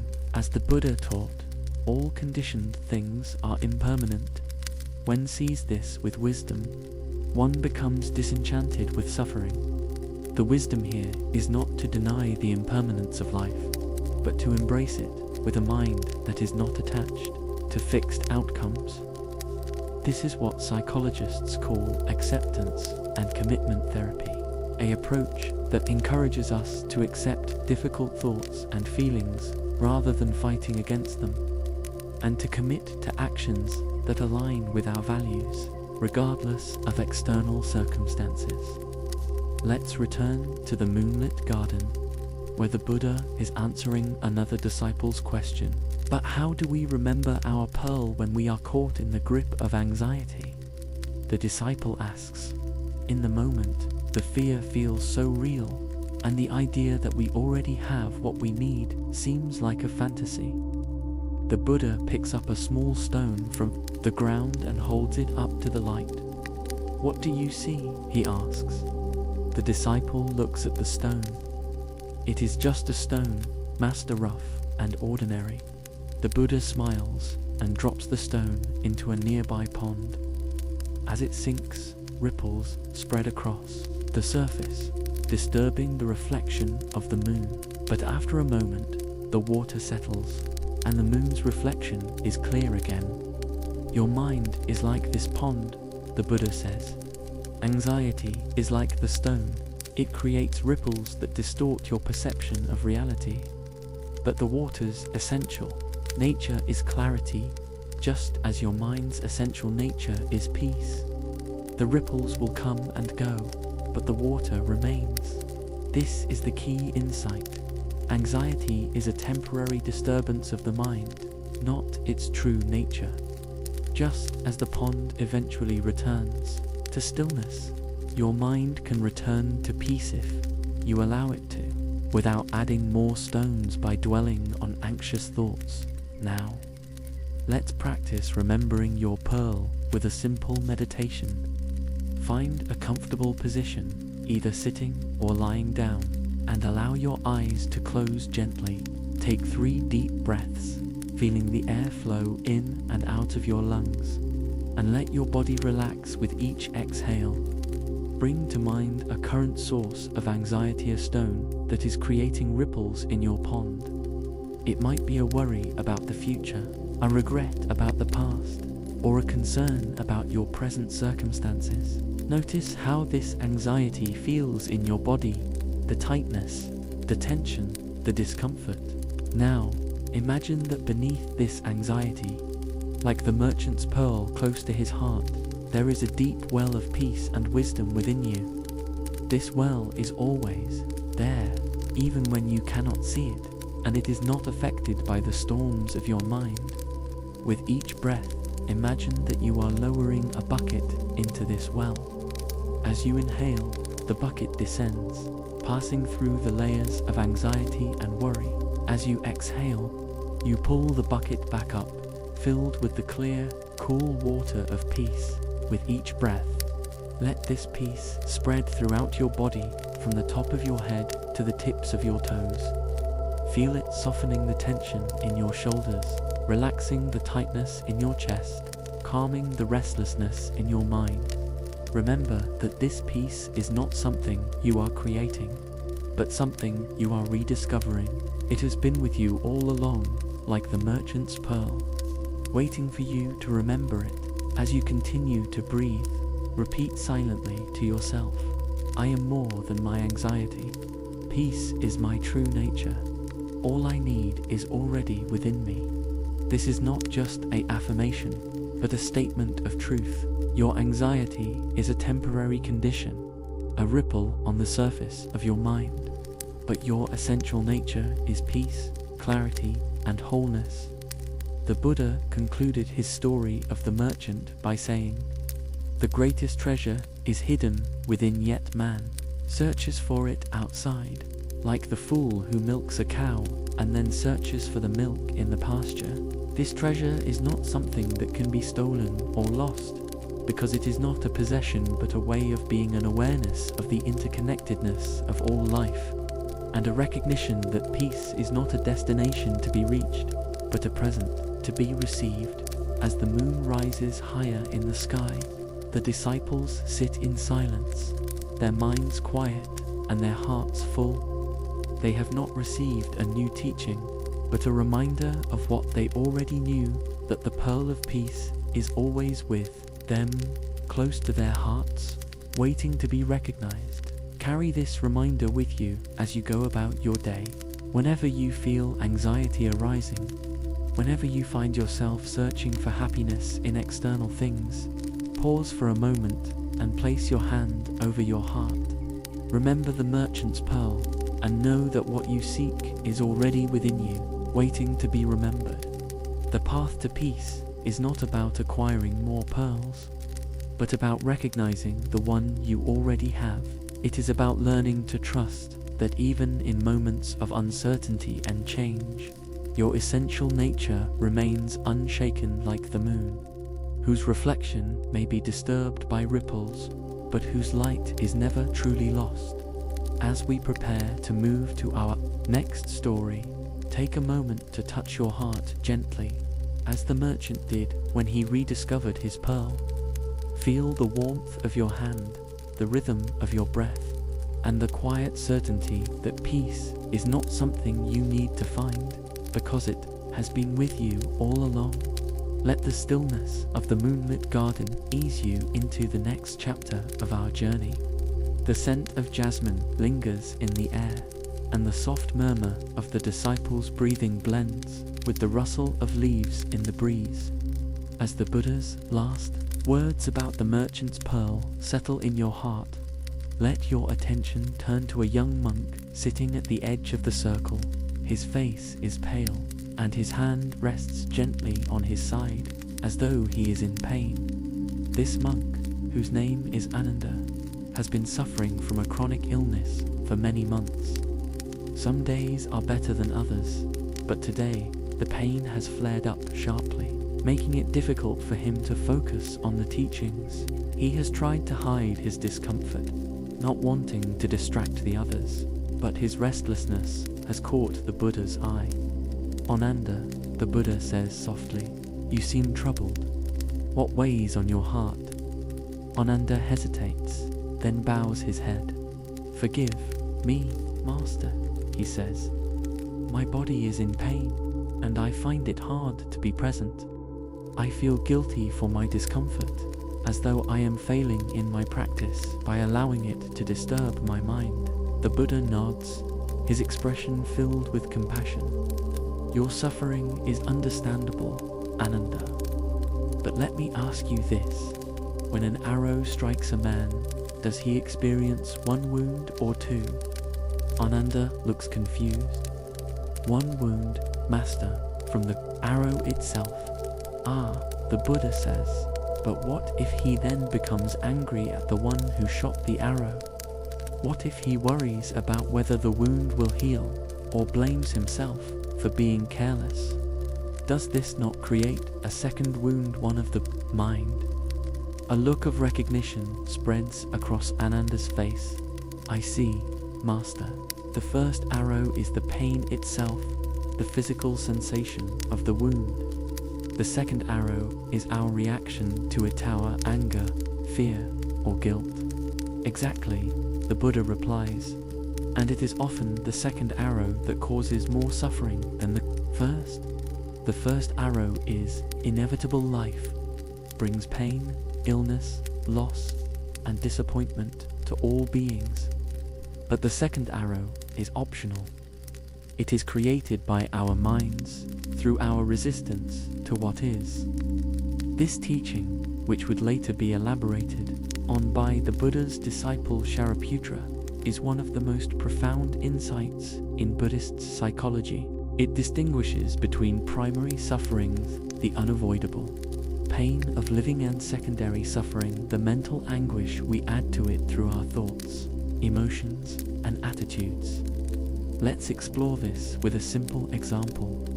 Imagine that you accidentally burn your hand on a hot stove. The immediate pain is the first arrow, natural, unavoidable response to tissue damage.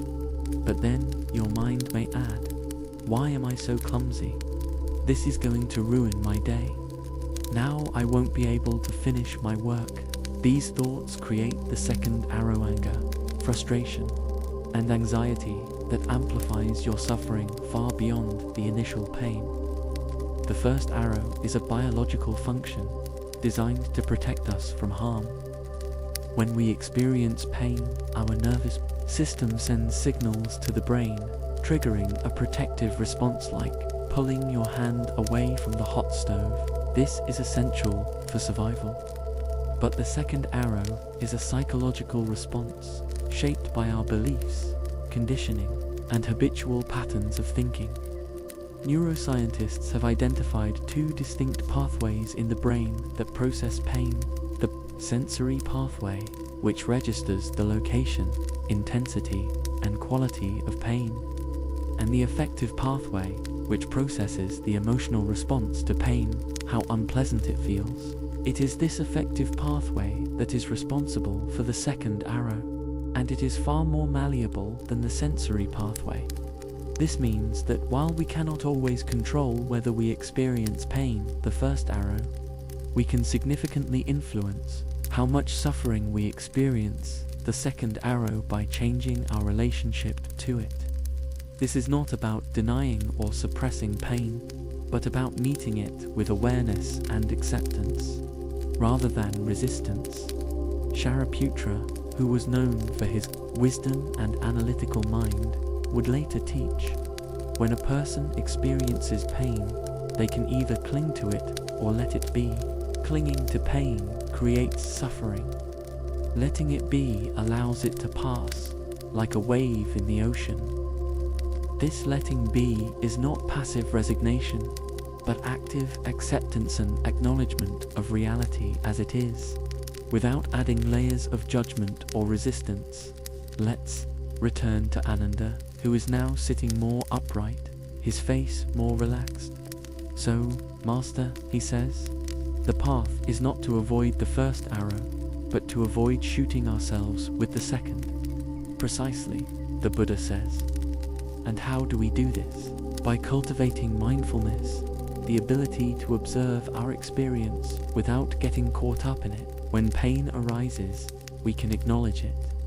There is pain in this moment, but we do not add, "This pain is terrible. It should not be happening. I can't stand it." This distinction is crucial. Mindfulness does not eliminate pain, but it prevents pain from becoming suffering by breaking the cycle of resistance.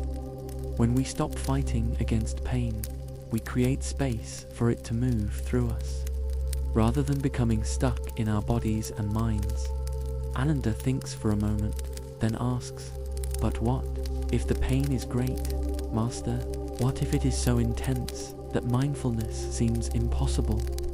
The Buddha gestures to a nearby tree, its branches swaying gently in the breeze.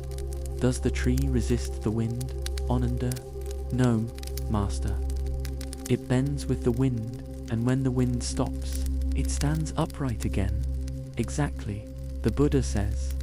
The tree does not fight against the wind, because it knows that resistance would only cause it to break. Instead, it adapts, yielding where necessary, but remaining rooted in its essential nature. In the same way, we can meet pain with flexibility and resilience, rather than rigid resistance. This is the wisdom of going with the grain of experience, rather than against it. When we resist pain, we tense our bodies, narrow our focus, and activate the sympathetic nervous system, the fight-or-flight response, which actually increases our perception of pain. But when we can relax into pain, meeting it with an open mind and soft body, we activate the parasympathetic nervous system, which promotes relaxation and healing. Research has shown that mindfulness-based approaches to pain management can significantly reduce the experience of suffering, even for those with chronic pain conditions. By training the mind to observe pain without judgment or resistance, we can weaken the connection between the sensory and affective pathways in the brain, reducing the emotional impact of pain. But the teaching of the two arrows applies to more than just physical pain. It encompasses all forms of primary subretinal miss, aging, loss, rejection, failure, and the secondary suffering we add through our reactions. Let's consider the example of grief, which is a natural response to loss. The second arrow in grief might be, "I should be over this by now. Why did this have to happen to me? Life will never be good again." These thoughts prolong and intensify the grief, turning a natural healing process into a prolonged state of suffering. The Buddha taught that all beings experience the first arrow, but only those who understand the nature of the mind are free from the second. This freedom is not achieved through some extraordinary feat of willpower, but through a simple shift in perspective from resistance to acceptance, from judgment to curiosity, from fear to awareness. Let's explore this shift with a practice. Find a comfortable position, either sitting or lying down, and take a few deep breaths to center yourself. Now, bring to mind a current source of pain or discomfort in your life. Fit could be physical pain, emotional distress, or a difficult situation. First, identify the first arrow, the raw, unvarnished experience of pain itself. This might be a headache, a feeling of sadness, or the stress of a challenging relationship. Simply acknowledge this pain without judgment, as you would acknowledge the weather. It is raining or it is sunny, without saying the rain is bad or the sun is good. Now, notice the second arrow, your thoughts and emotions about the pain.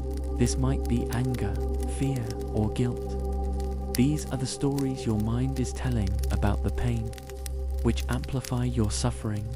As you observe these two arrows, see if you can create a little space between yourself and the second arrow.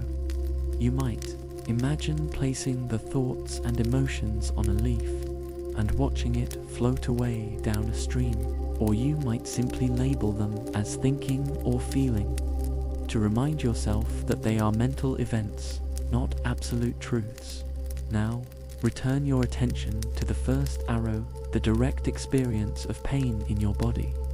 Notice its qualities, where it is located, its intensity, whether it is sharp or dull, constant or fluctuating.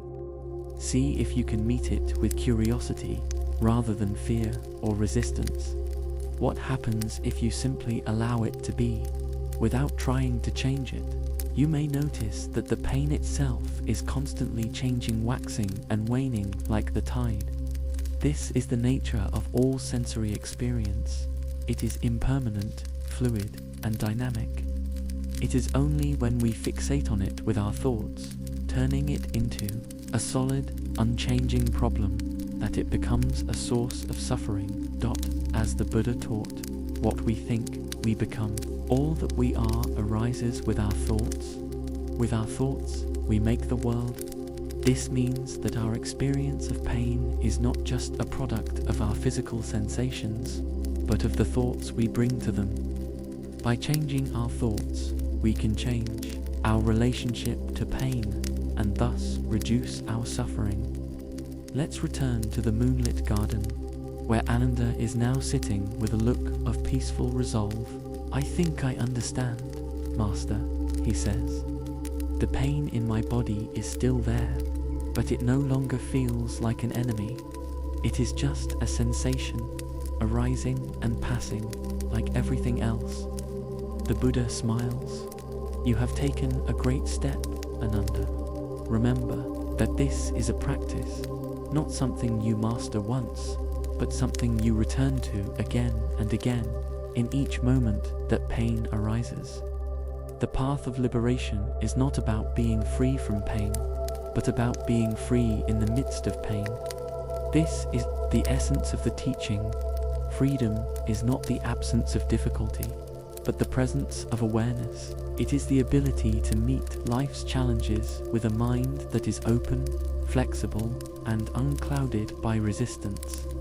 As Shariputra would later teach, the wise person sees pain as a messenger, not an enemy. They listen to its teachings, then let it go. So, what is the message of pain? It is a reminder of our shared humanities, that all beings suffer, and that we are not alone in our struggles. It is a teacher of impermanence, that all things change, and that even the most intense pain will eventually pass.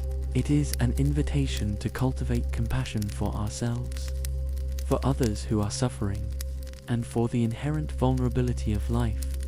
When we can receive these messages without adding the second arrow of resistance, pain becomes a gateway to wisdom and compassion, rather than a source of suffering.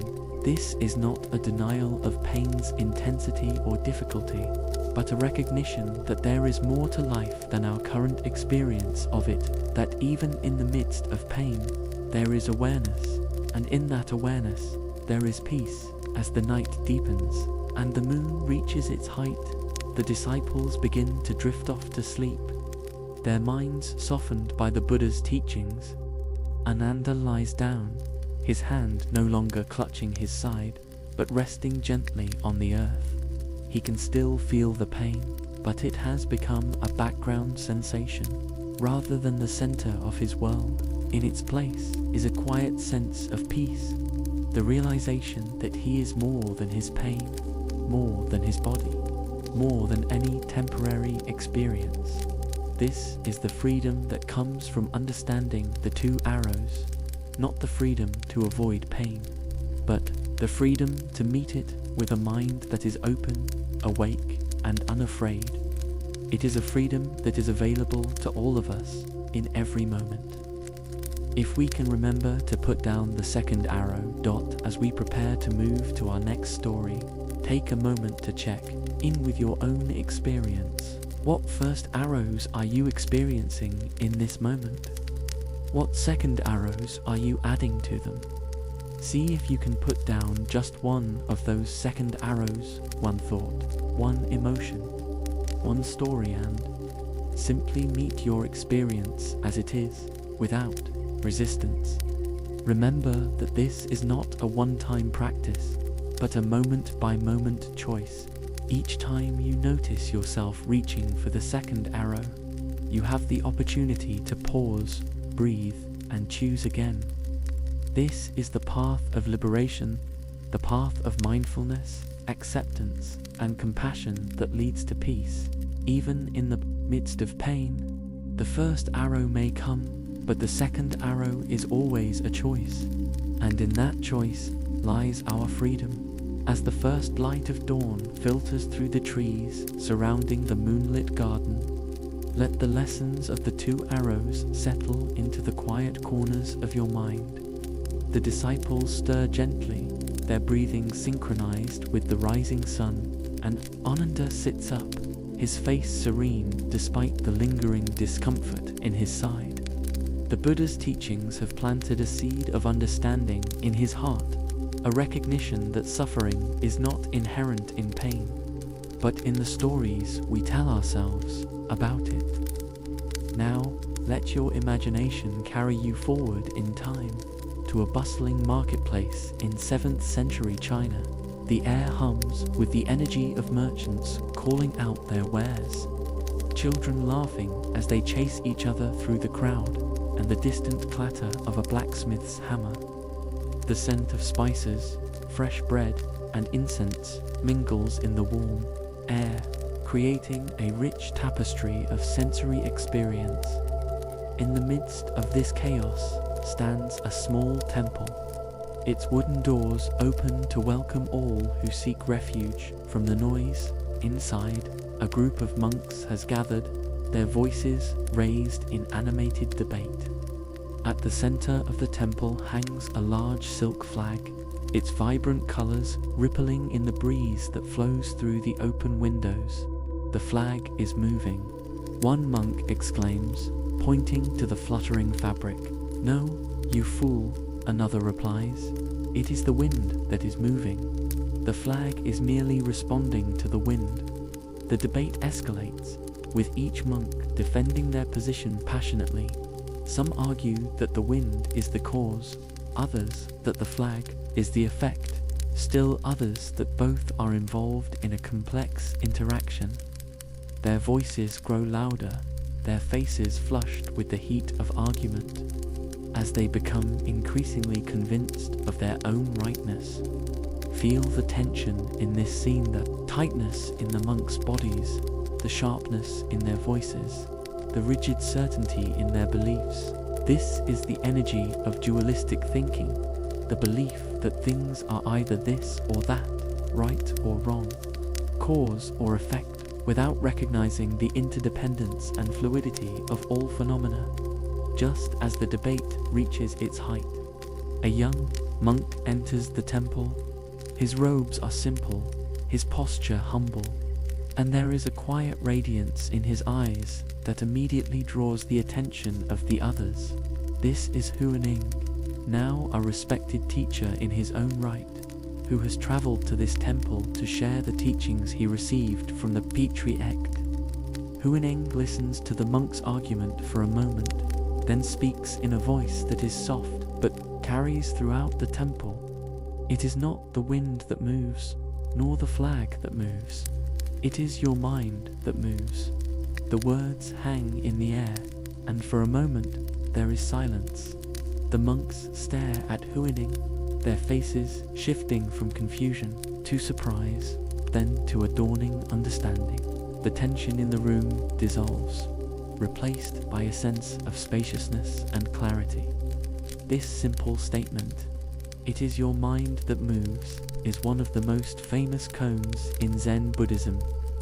It cuts through the illusion of a separate, objective world, out there and a passive observer in here, revealing that our experience of reality is actively constructed by the mind. The wind and flag are not independent entities with an inherent moving quality, but phenomena that arise in relationship with each other and with the mind that perceives them. Buddha taught the doctrine of dependent origination, the understanding that all phenomena arise in dependence upon other phenomena without any independent, fixed essence. This means that the wind, the flag, and the mind that perceives their movement are all interconnected, each arising in response to the others. There is no wind without air, no flag without fabric, no perception without a mind to perceive. Neuroscience confirms this insight, showing that our perception of the world is not a direct, objective representation, but a constructed experience, shaped by our past experiences, expectations, and neural pathways. The brain receives raw sensory data like waves, sound waves, pressure sensations, interprets them based on patterns it has learned, creating a coherent story of reality that is useful for survival, but not necessarily an accurate reflection of things as they are.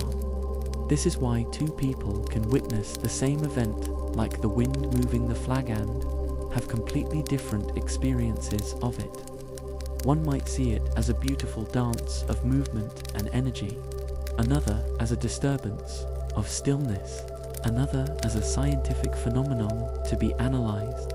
These different perceptions are not just intellectual preferences, but lived experiences that shape how we feel and respond to the world. The monks in the temple were so caught up in their intellectual debate about what was really moving that, They forgot the most important truth. Their own minds were creating the experience of movement. The wind and flag were simply appearing in awareness, but the monk's thoughts and opinions about them were creating tension, argument, and suffering.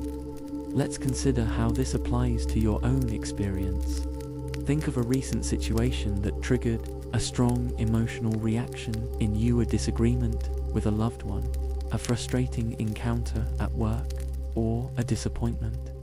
Like the wind moving the flag, this situation was simply a set of events unfolding in the world, but your mind interpreted these events, creating a story about them. This is unfair. They're trying to hurt me. I'll never succeed. That triggered emotions like anger, sadness, or anxiety. These emotions are not caused by the situation itself, but by your mind's interpretation of it. This is what Huinin means when he says, "It is your mind that moves." The external situation is like the wind and flag, neutral in itself, but your mind's movements of thought, judgment, and interpretation create the experience of pleasure or pain, peace or conflict. This is not to say that external events are unimportant or that we should ignore injustice or suffering in the world. It means that our experience of these events is shaped by our internal state of mind, and that we have more power to change our experience than we often realize. Huinin would later teach his disciples, when the mind is at peace, the world is at peace. When the mind is disturbed, the world is disturbed. The world is as you perceive it to be. This is not a denial of external reality, but an invitation to take responsibility for our own minds, to recognize that our experience of the world is a reflection of our internal state, and that cultivating a peaceful mind is the first step toward creating a peaceful world. Let's return to the temple, where the monks are now sitting quietly, reflecting on Huining's words. One monk, who had been the most vocal in arguing that the wind was moving, raises his hand. "Master," he says, "if it is the mind that moves, then how do we still the mind? How do we find peace when the world around us is in constant motion?" Huineng smiles and gestures to the flag, which is still rippling in the breeze. "Does the flag struggle against the wind?" he asks. "No, Master," the monk replies. "It moves with the wind, without resistance." "Exactly," Huining says. "The flag is at peace with the wind, not because it stops the wind, but because it complies with it, allows it to pass through without clinging or resistance. In the same way, the mind is at peace not when it stops moving, but when it moves without clinging to thoughts and judgments. This is a crucial distinction. Huineng is not saying that the mind should be empty of thoughts or that we should suppress our natural mental activity. He is saying that we should allow thoughts to arise and pass without clinging to them, like the flag allowing the wind to pass through without resistance.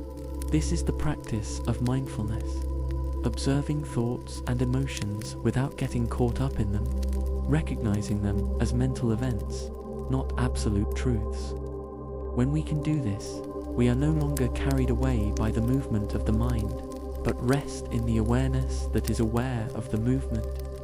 Neuroscientists call this meta-awareness, the ability to observe our own thoughts and feelings without identifying with them. Research has shown that meta-awareness is associated with greater emotional regulation, lower levels of stress, and higher levels of well-being.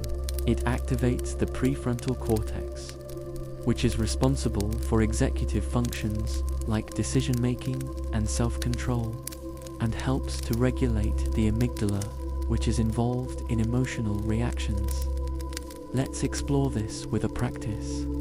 Find a comfortable position, either sitting or lying down, and take a few deep breaths to center yourself. Now, Bring to mind a recent situation that triggered a strong emotional reaction in you, the same situation you thought of earlier.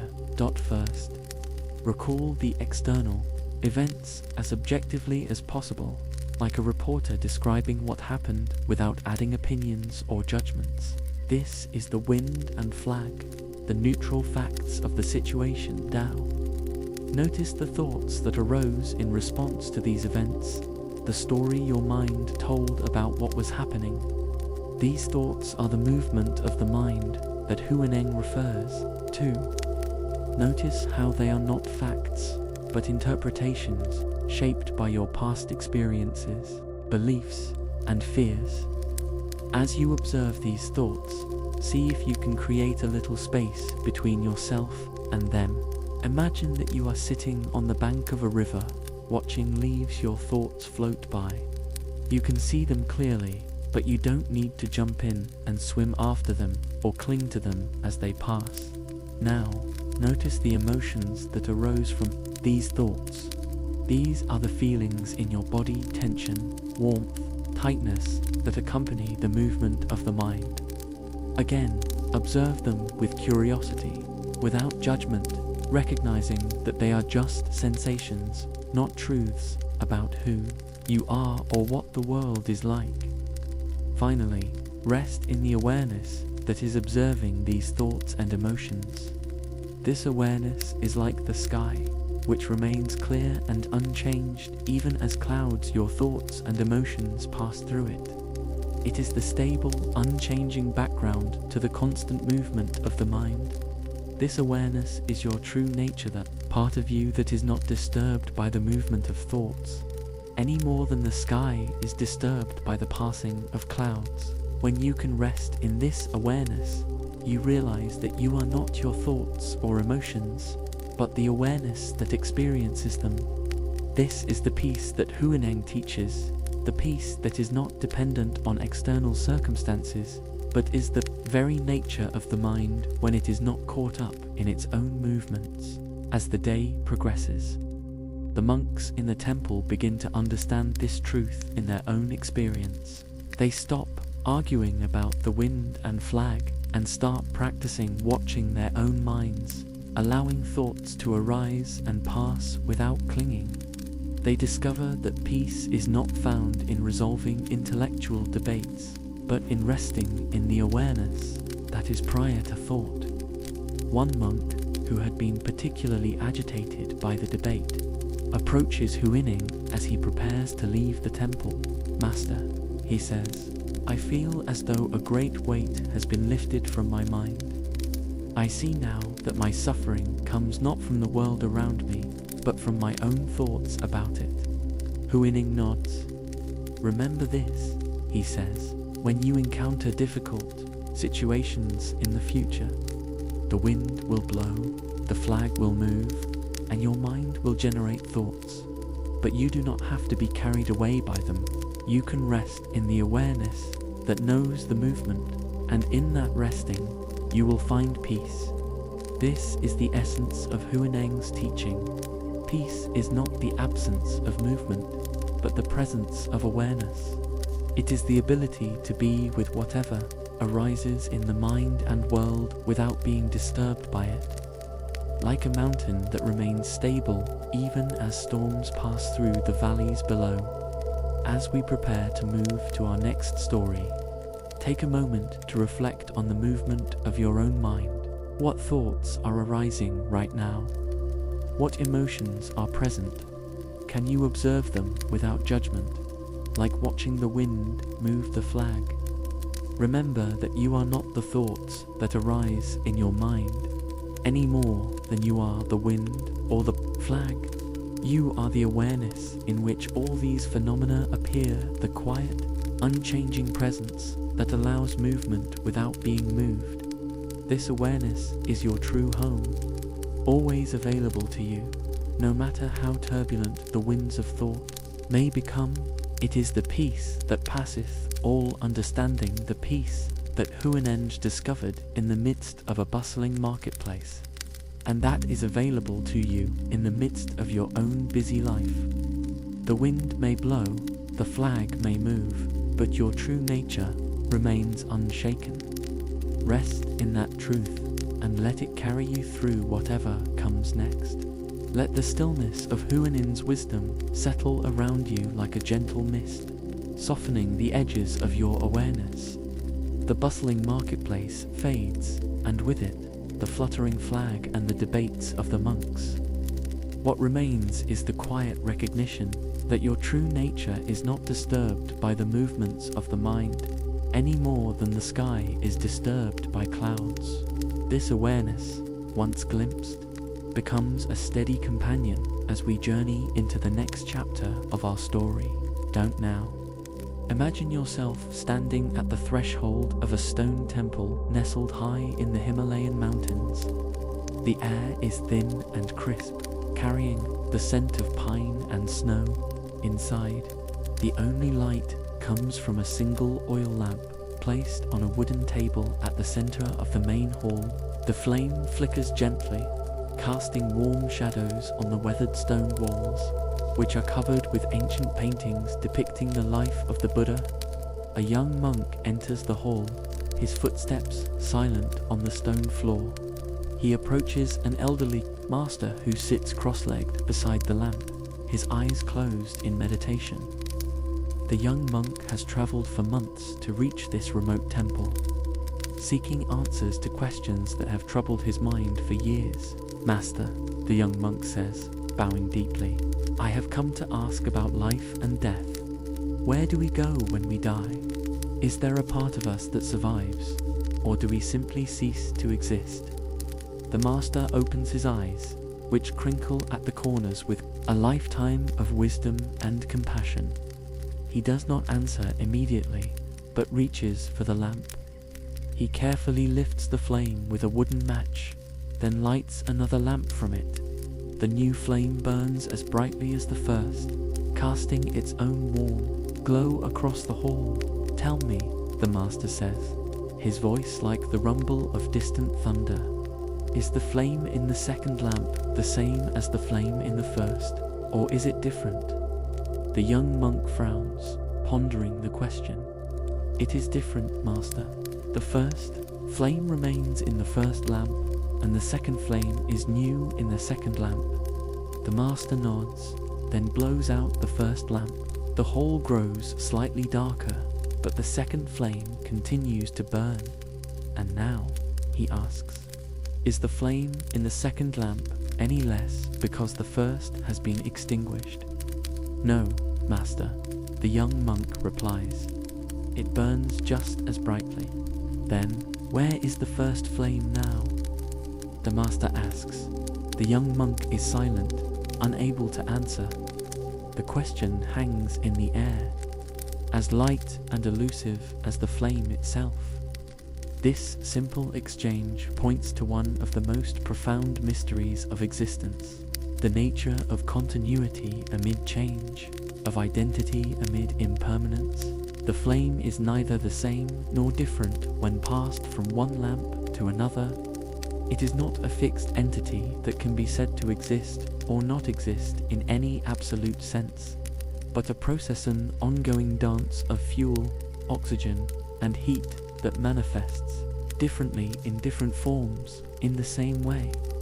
The Buddha taught that what we call self is not a fixed, independent entity that is born, lives, and dies, but a dynamic process of interconnected phenomena, body, feelings, perceptions, thoughts, and consciousness that arise and pass away in dependence upon each other.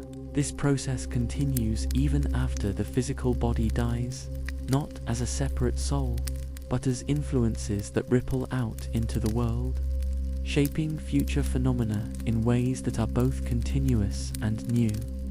This teaching, known as rebirth, is often misunderstood as the transmigration of a soul from one body to another. But in the Buddha's understanding, there is no fixed soul to transmigrate, only a flow of energy and information, like the flame passed from one lamp to another. As the Buddha said, just as a flame is carried from one candle to another, neither the same nor different. so too does consciousness continue, neither the same nor different. Neuroscience offers a fascinating parallel to this ancient insight through the concept of neural networks. Our thoughts, memories, and personality traits are not stored in a single location in the brain, but are distributed across complex networks of neurons that form and reform throughout our lives.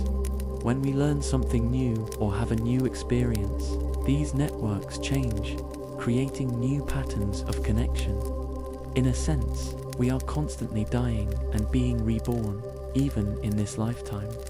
The you who woke up this morning is not exactly the same as the you who went to sleep last night. New experiences have been had, new neural connections formed, old patterns weakened, and yet there is a continuity that allows you to recognize yourself as the same person. Despite these changes, this is the paradox of identity. We are both constantly changing and yet somehow continuous. We are like a river that is never the same water from one moment to the next, and yet is still recognizable as the same river. The young monk sits with the master's question for a long time, watching the flame dance in the second lamp. "I do not understand, Master," he says finally. "If there is no fixed self, then who is it that experiences joy and suffering? Who is it that practices the Dharma and seeks enlightenment?" The master smiles and points to the flame. Is there a flame that is separate from the process of burning? Or is the flame itself the burning, the interaction of fuel and oxygen and heat? The young monk thinks for a moment. The flame is the burning, Master. There is no flame separate from the process. Exactly, the master says. In the same way, there is no self separate from the processes of experiencing, thinking, feeling, and perceiving, The self is not an entity that does these things, but the doing itself, the dynamic interplay of all these processes. And just as the flame can be passed from one lamp to another, the energy of these processes can continue beyond the physical body, in ways that are both connected and new. This understanding dissolves the fear of death that arises from the illusion of a fixed, separate self. If there is no solid me to cease existing, then death is not the annihilation of something precious, but a transformation, a changing of form, like the flame moving from one lamp to another. As the Buddha taught, all conditioned things are impermanent. When one sees this with wisdom, one becomes disenchanted with suffering. This is the path to purification. The wisdom here is not to deny the reality of death, but to see it as part of the natural flow of life, necessary part of the cycle of birth, growth, decay, and renewal that characterizes all conditioned phenomena. Let's consider how this insight transforms our relationship to death and impermanence. Most of us live in a state of subtle denial of death, avoiding thoughts of our own mortality and clinging to the illusion of permanence. This denial creates a background of anxiety that colors all our experiences, leading us to grasp at pleasure and push away pain, as though we could somehow avoid the inevitable changes of life. But when we can see ourselves as part of an ongoing process, like the flame passed from lamp to lamp, death loses its terror. It is no longer the end of our story, but a transition to a new form of expression, like a wave dissolving back into the ocean, only to rise again as a new wave. This does not mean that we should not grieve the loss of loved ones or fear the pain of dying. These are natural responses, part of the human experience, but they are intensified by the illusion of separation, the belief that the person we love is a fixed, separate entity who can be permanently lost. When we recognize the continuity of life's processes, grief is softened by the understanding that the energy of those we love continues to manifest in the world, in our memories, in the lessons they taught us, in the love they shared, and in the countless ways they influenced the lives of others. The young monk sits quietly, watching the flame. "I feel a great weight lifting from my heart, Master," he says. "The fear of death that has haunted me for so long is beginning to fade." "Not fade," the Master corrects gently, "but transform. It is not that death is no longer real, but that you see it differently as a part of life, not its opposite. This is the wisdom of the unborn and unextinguished flame.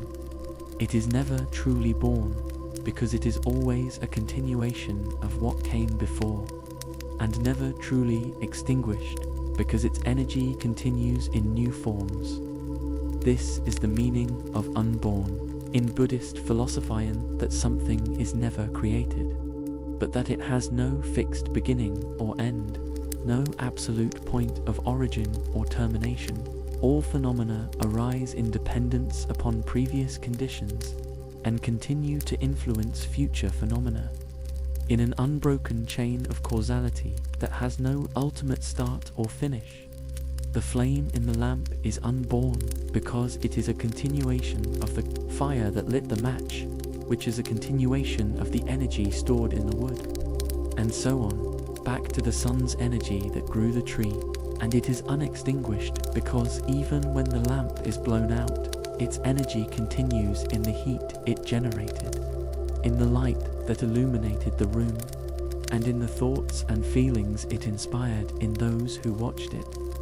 In the same way, you are unborn. Your existence is a continuation of the energy and information passed down from your parents, their parents, and all the life that came before you, and you are unextinguished long after your physical body has dissolved.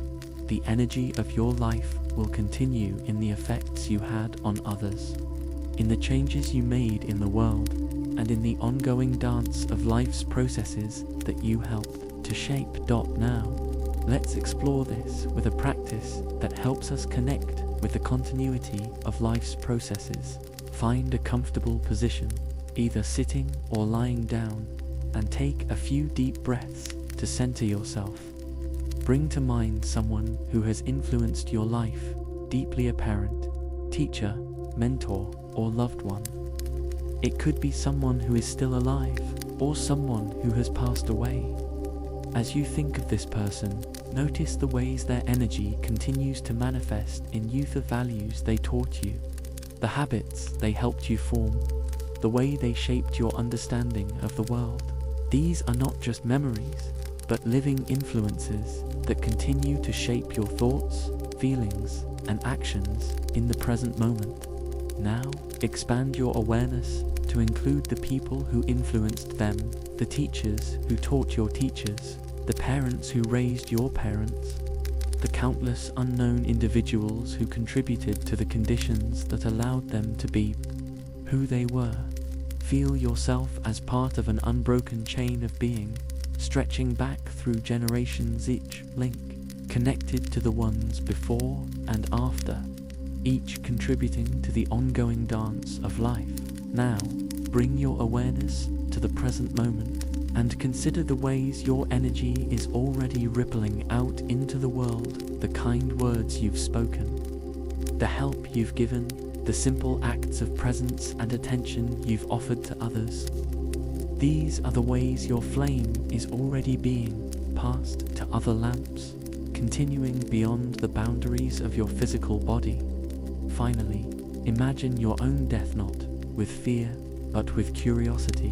What forms might your energy take after your physical body is gone? How might your influence continue in the lives of those you love, in the work you've done, in the seeds of kindness and wisdom you've planted? Rest in this awareness of yourself as part of an ongoing process, as a flame that is neither born nor extinguished, but constantly changing form, passing from lamp to lamp, illuminating the world in its own unique way for a time. then continuing in new forms as the sun sets behind the Himalayan peaks. Casting a golden glow through the temple windows, the master stands and stretches. He walks to a shelf where dozens of small oil lamps are lined up, each waiting to be lit. He hands one to the young monk. "Light your lamp from mine," he says, "and carry it into the world. Remember that the flame is neither yours nor mine, but a gift passed from one generation to the next. Cherish it, nurture it, and when the time comes, pass it on. This is the way of all life." The young monk takes the lamp, his hands steady.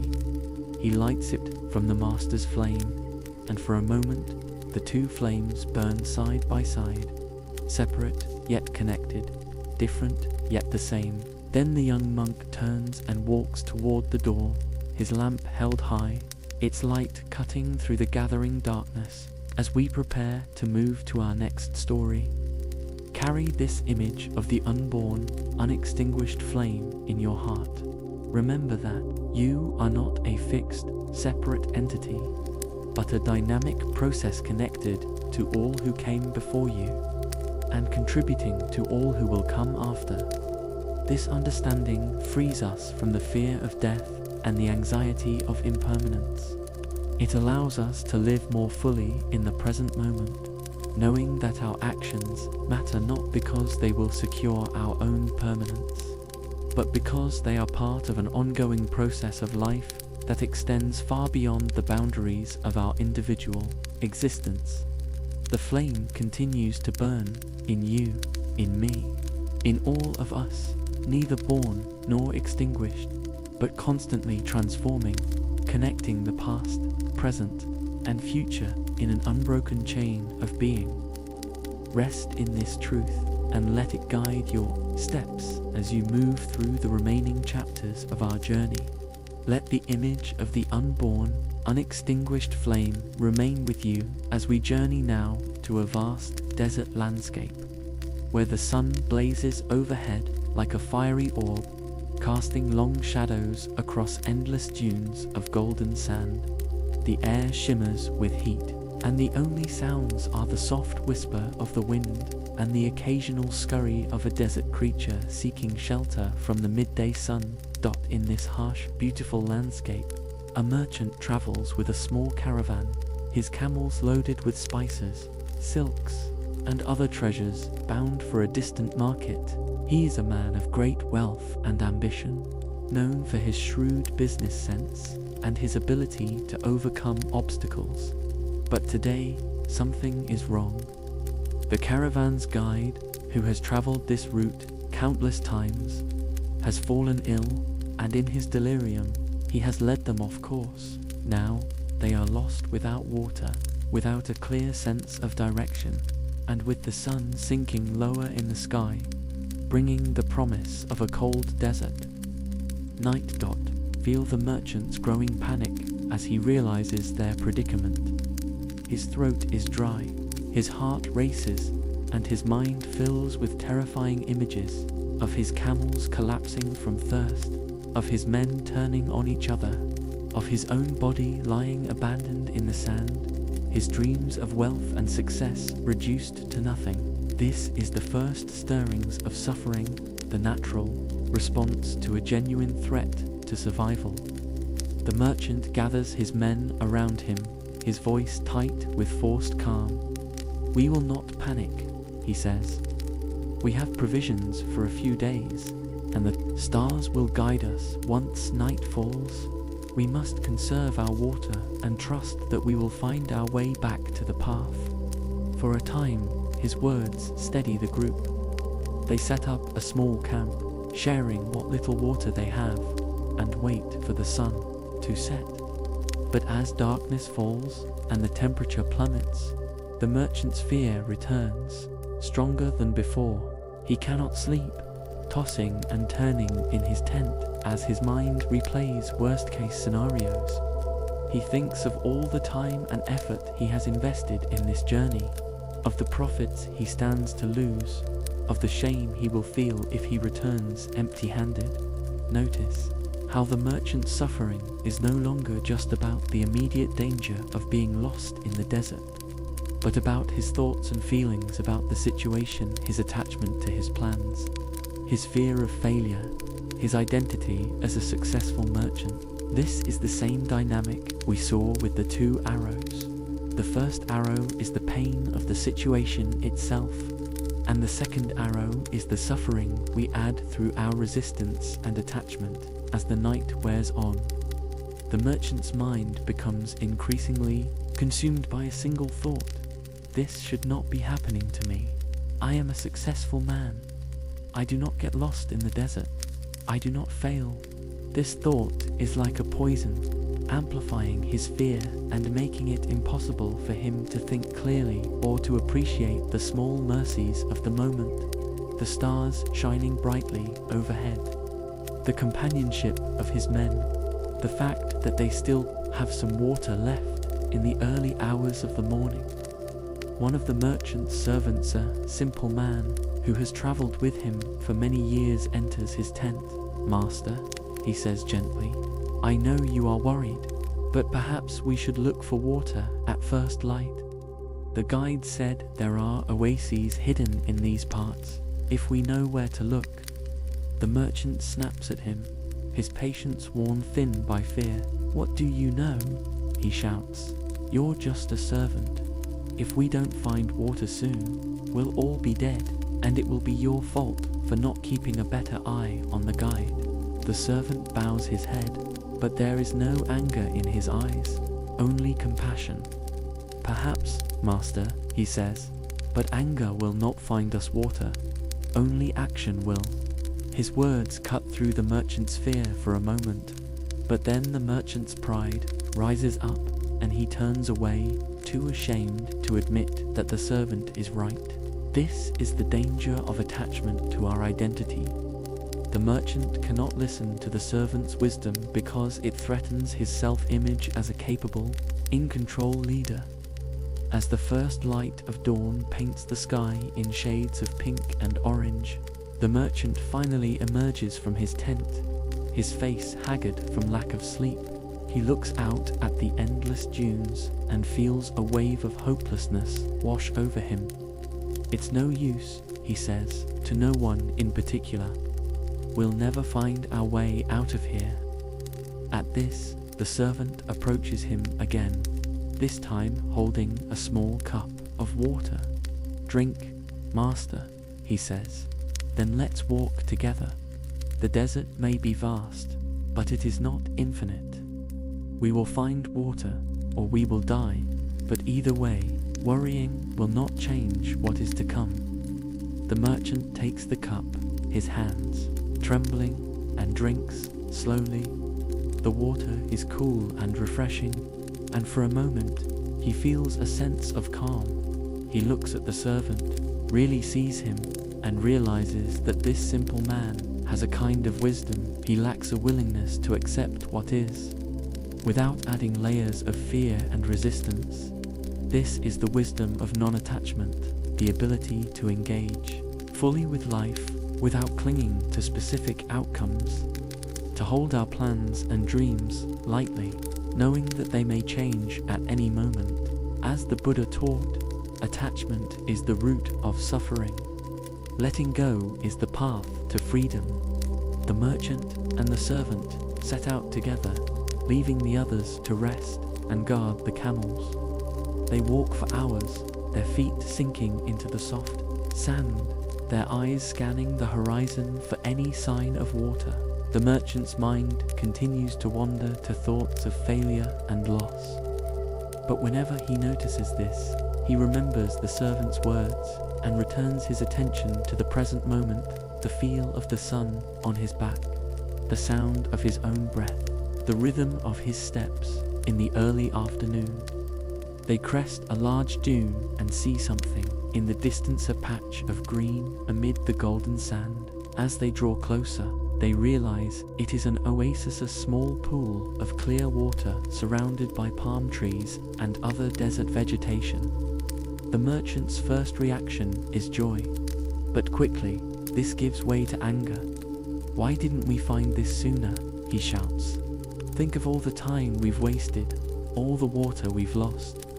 The servant smiles and kneels by the pool, cupping his hands and drinking deeply. The oasis was here all along, Master, he says. Our anger at not finding it sooner does not change that we have found it now. This simple statement is a profound teaching. The past is gone, and the future is not yet here. The only moment we have is the present, and our suffering is often caused by our refusal to accept this truth, by our regret over the past or our fear of the future. The merchant sits down beside the pool, his head in his hands. I don't understand, he says. Why am I so angry? We've found water, we're going to survive. So why do I feel this way? The servant looks at him with kindness. Because you are attached to your idea of how things should be, he says. You wanted to reach the market on time, to make a profit, to be seen as successful. This oasis does not fit into that plan, so even though it saves your life, you resent it for disrupting your expectations. This is the heart of the matter. The merchant's suffering is not caused by being lost in the desert, but by his attachment to a particular outcome. He has invested so much of his identity in his role as a successful merchant that any deviation from his plans feels like a threat to his very sense of self. Buddha taught that this kind of attachment arises from the three poisons: greed, hatred, and delusion. The merchant's greed for wealth and success, his hatred of anything that stands in his way, and his delusion that his happiness depends on external circumstances. These are the roots of his suffering. Neuroscience helps us understand why attachment causes so much suffering. When we become attached to a particular outcome, our brains release dopamine, a neurotransmitter associated with pleasure and rewarders. We anticipate achieving our goal. But when things don't go as planned, this dopamine rush is replaced by a sense of loss and disappointment, activating the brain's pain centers. This is why the merchant feels physical discomfort at the thought of losing his profits. His brain is literally responding to the loss of an anticipated reward as if it were a physical injury. But here's the good news. Our brains are also capable of neuroplasticity, the ability to rewire themselves in response to new experiences. By practicing neuroattachment, we can weaken the neural pathways associated with attachment and strengthen those associated with acceptance and resilience. As the merchant and the servant rest by the oasis, the merchant begins to reflect on his life. He thinks of all the times he has been consumed by greed and ambition, of all the relationships he has neglected in pursuit of wealth, of all the moments of beauty he has missed because he was too focused on the future. In this moment of clarity, he sees that his attachment to success has been a kind of prison, preventing him from experiencing the fullness of life. I have been a fool, he says to the servant. I thought wealth would make me happy, but all it has done is make me fear losing what I have. I have spent my life chasing something that was never really mine to begin with. The servant nods. We all chase shadows, Master, he says. The trick is to recognize them as shadows and then turn toward the light. This light is the awareness of the present moment, unclouded by attachment and aversion. It is the ability to see things as they are, without the filter of our desires and fears. It is what the Buddha called right view, the understanding that all phenomena are impermanent, interconnected, and without fixed identity, and that suffering arises from our attachment to these illusory phenomena. As the sun begins to set, the merchant and the servant return to the camp, leading the others back to the oasis. There, they drink their fill, bathe in the cool water, and feast on dates from the palm trees. For the first time in a long while, the merchant feels a sense of peace, not because his plans have been restored, but because he has let go of his attachment to them. He realizes that success is not measured by wealth or status, but by his ability to meet life's challenges with wisdom and compassion. He thinks of the oasis hidden in the desert and understands that joy and peace are often found in the places we least expect in the detours. The obstacles, the moments that disrupt our carefully laid plans. Now, let's explore how this wisdom applies to your own life with a practice. Think of a situation in your life that is causing you suffering, a problem at work, a difficult relationship, a disappointment, or a worry about the future. This is your desert, the challenging circumstances that trigger your fear and resistance.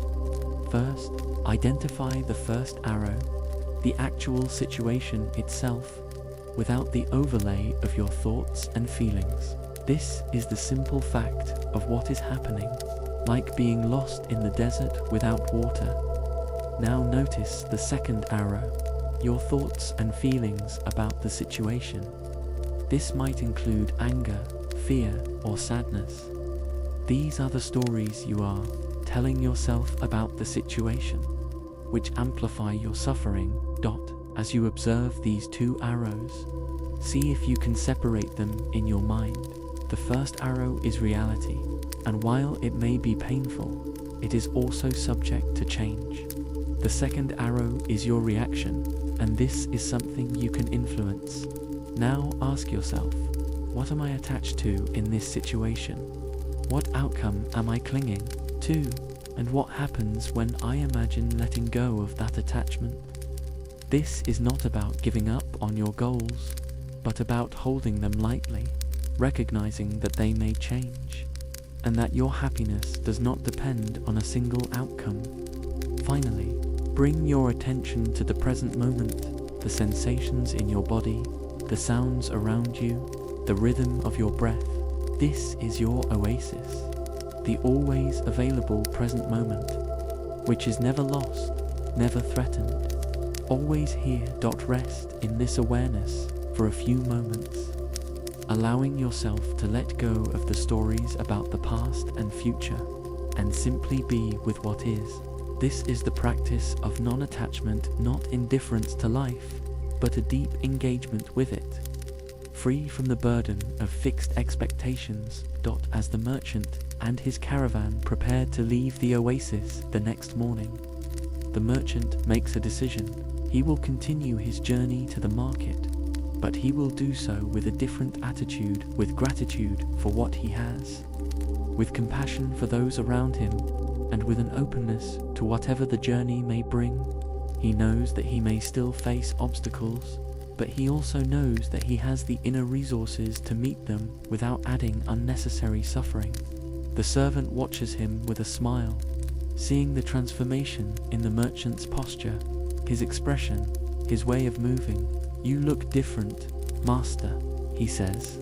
The merchant laughs, a sound he has not made in a long time. "I feel different," he says. "I have lost my way in the desert, but in doing so, I have found something more important, the ability to be present, no matter where I am." This is the paradox of the lost traveler. Sometimes, it is only when we lose our way that we find the path that truly matters. It is only when our plans fall apart that we discover the freedom of living in the present moment. It is only when we let go of what we think we want that we find what we truly need as we prepare to move to our next story. Carry this image of the merchant and the oasis in your heart.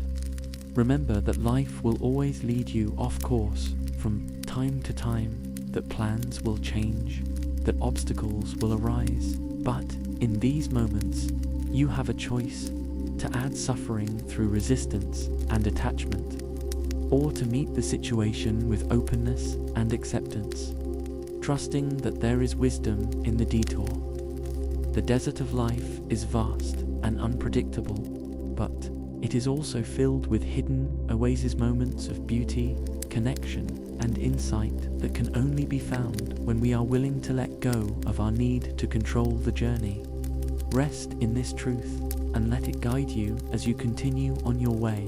Let the quiet wisdom of the desert oasis stay with you as we journey now to a dense forest in 8th century China. The air is thick with the scent of pine needles and damp earth, and sunlight filters through the canopy in thin, golden streaks. Birds call to each other from the branches, and somewhere in the distance, a stream gurgles over smooth stones. This is the home of Beijing Weihai, a Zen master known for his emphasis on everyday life as practice and his famous saying, "A day without work is a day without eating." In this forest, a small monastery has been built where Beijing and his disciples live a life of simplicity and labor. They farm the land, tend to the gardens, repair the buildings, and meditate, seeing no separation between these activities, but recognizing each as an opportunity for awakening. One autumn, as the leaves begin to turn golden and the air grows crisp, a hunter arrives at the monastery. He is a tall man with a weathered face and calloused hands, carrying a bow and an empty game bag slung over his shoulder. He has been hunting in the forest for days without success, and he is growing desperate. His family is hungry, and winter is coming soon. The hunter approaches Beijing, who is working in the garden, pulling weeds from around the vegetables. "Master," the hunter says, bowing respectfully, "I am seeking your wisdom. I have been hunting for days, but I cannot catch anything. My family will starve if I do not bring food home soon. What am I doing wrong?" Beijing pauses, wiping his hands on his robe. "Tell me about your hunting," he says. "What do you think about as you walk through the forest?" The hunter sighs. "I think about my empty game bag and how my children will cry when I return with nothing. I think about last winter, how cold it was, how we barely survived. I think about how I must catch something today, no matter what." Beijing nods. "And when you see an animal, a deer, or a rabbit, what happens?" "Then I get excited," the hunter says. "My heart races, and I think, this is it. This will feed my family. But then my hands shake, and I miss the shot. Or the animal hears me and runs away before I can even draw my bow." Beijing returns to pulling weeds, his movements slow and deliberate. "You are not hunting," he says. "You are thinking about hunting. There is a difference." The hunter looks confused. "What is the difference, master?" "When you are thinking about hunting," Beijing says, "you are in the future or the past. You are thinking about your empty bag, about your hungry children, about your missed shots. But the deer is in the present moment. To catch it, you must be in the present moment too." This is the essence of Beijing's teaching. Liberation comes not from achieving particular outcomes, but from being fully present in each action, regardless of the result. This is what Zen practitioners call non-obeding, not clinging to the past or future, but resting in the dynamic present. The Buddha taught this same truth when he said, "Do not dwell in the past, do not dream of the future. Concentrate the mind on the present moment." This is not a rejection of planning or memory, but a recognition that our most effective action arises from a mind that is clear and present, not clouded by regret or anxiety. The hunter sits down on a fallen log, his bow resting across his knees. "I don't understand," he says. "How can I stop thinking about my family? Their hunger is real. My need to catch something is real."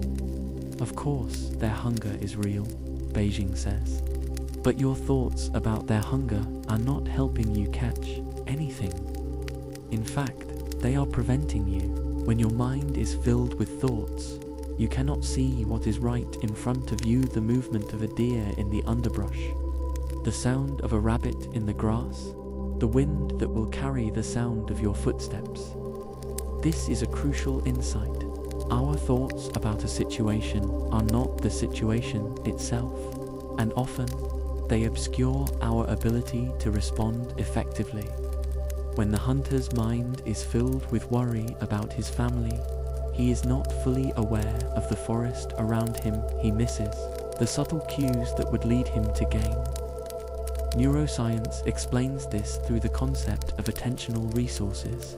Our brains have a limited amount of attention to allocate at any given moment. When we are ruminating about the past or future, that attention is not available for processing information from the present moment, like the sound of an animal moving or the feel of the bow in our hands. This is why athletes, musicians, and artists often talk about the zone, a state of heightened focus where the mind is quiet and actions flow effortlessly.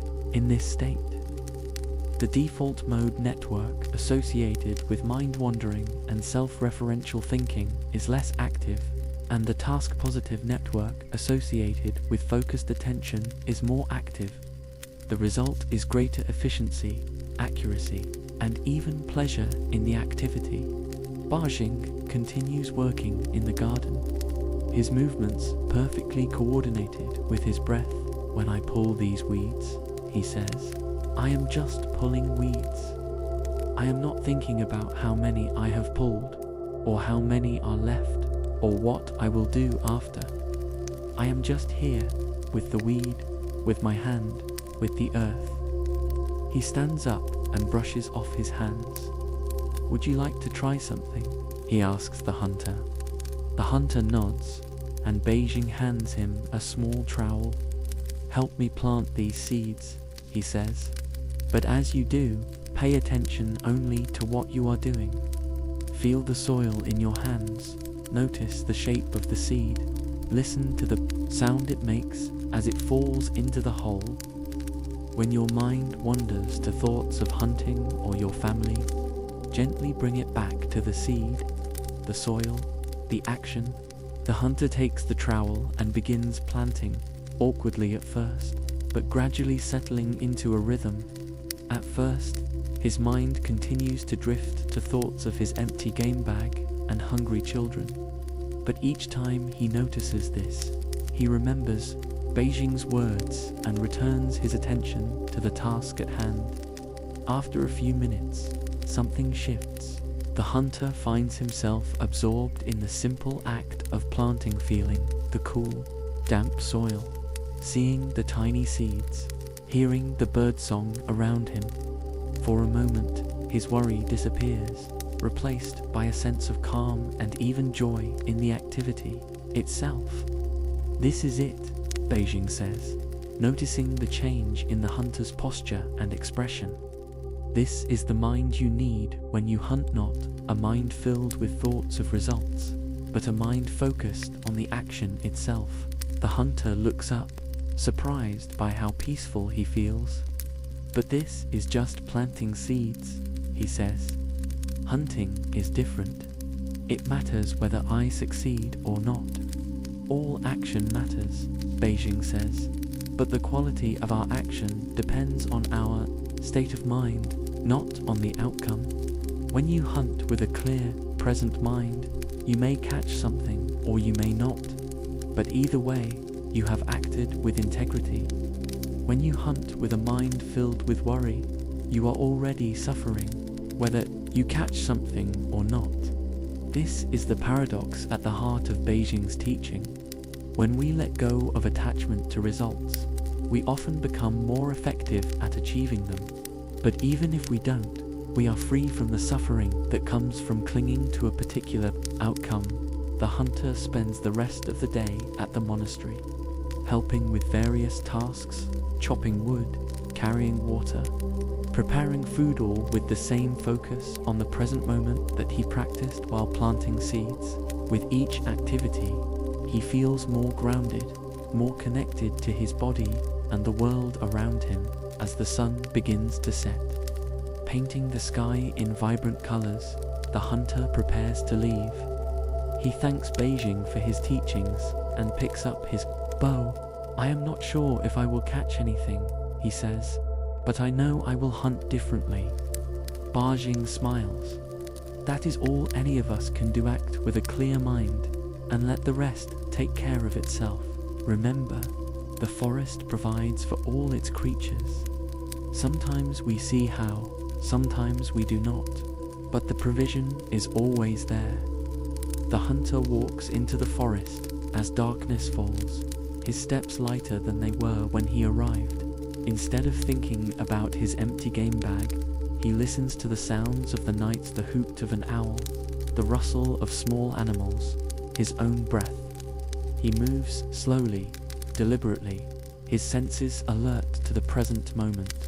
He walks for hours, and just as he is beginning to think about turning back, he sees a small deer grazing at the edge of a clearing. He raises his bow, his hands steady, his mind quiet. He draws back the string, focuses on his target, and releases. The arrow flies true, hitting the deer cleanly. The hunter feels a moment of satisfaction, but it is not the same as the anxious craving he felt before. It is a quiet recognition of a job well done, followed immediately by gratitude for the deer that will feed his family, for the forest that provides, for the clear mind that allowed him to act as he dresses the deer and prepares to carry it home. The hunter thinks about Beijing's words. He realizes that the difference was not in his skill with the bow, but in his state of mind. When he let go of his attachment to the result, he was able to act with greater clarity and effectiveness.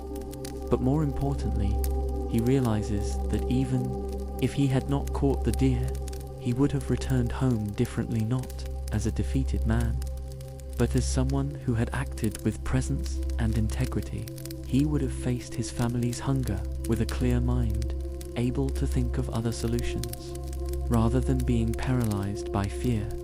This is the freedom that comes from focusing on action rather than outcomes. Whether we succeed or fail by external standards, we remain free from the inner tyranny of regret and anxiety. Now, let's bring this wisdom into your own life with a practice.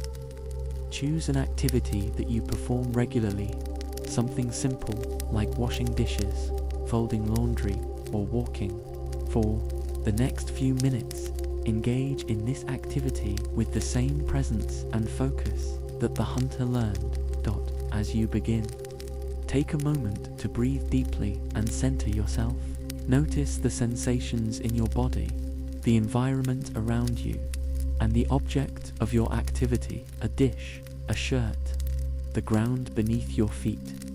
As you perform the activity, bring your full attention to each detail, the texture of the object, the movement of your hands, the sounds and smells involved. When your mind inevitably wanders to thoughts of the past or future, gently bring it back to the present moment without judgment or frustration. Notice how this changes your experience of the activity. Do you find it more enjoyable, more efficient, less tiring? This is the power of present moment awareness. It transforms even the most routine tasks into opportunities for engagement and even joy. Now, consider how this approach can be applied to more important activities in your life, your work, your relationships, your creative pursuits. What would it mean to engage in these activities with the same focus on action, not outcome? It does not mean that you stop caring about results, but that you recognize that results are beyond your complete control. What you can control is your state of mind as you act, whether you are present, focused, and aligned with your values. Beijing's monastery thrived because his disciples understood this truth. They worked not for reward or recognition, but because work itself was a path to awakening.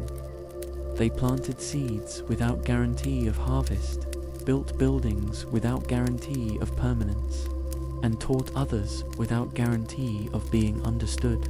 And in this non-attached action, they found freedom as the hunter arrives home with the deer. His family greets him with joy and relief. They cook the meat over a fire, sharing stories and laughter as they eat. For the first time in a long while, the hunter feels not just full in his stomach, but full in his heart, a sense of peace that comes not from having enough food, but from having a clear mind.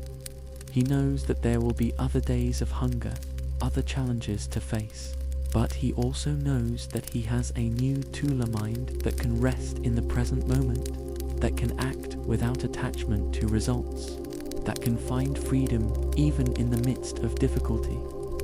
As we prepare to move to our final story, carry this lesson with you.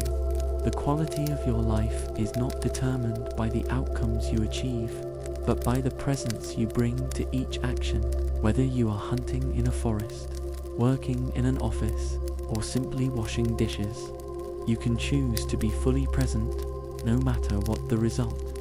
This is the path of liberation that Beijing taught, not a distant enlightenment to be achieved, but a way of acting, a way of being that is available in every moment.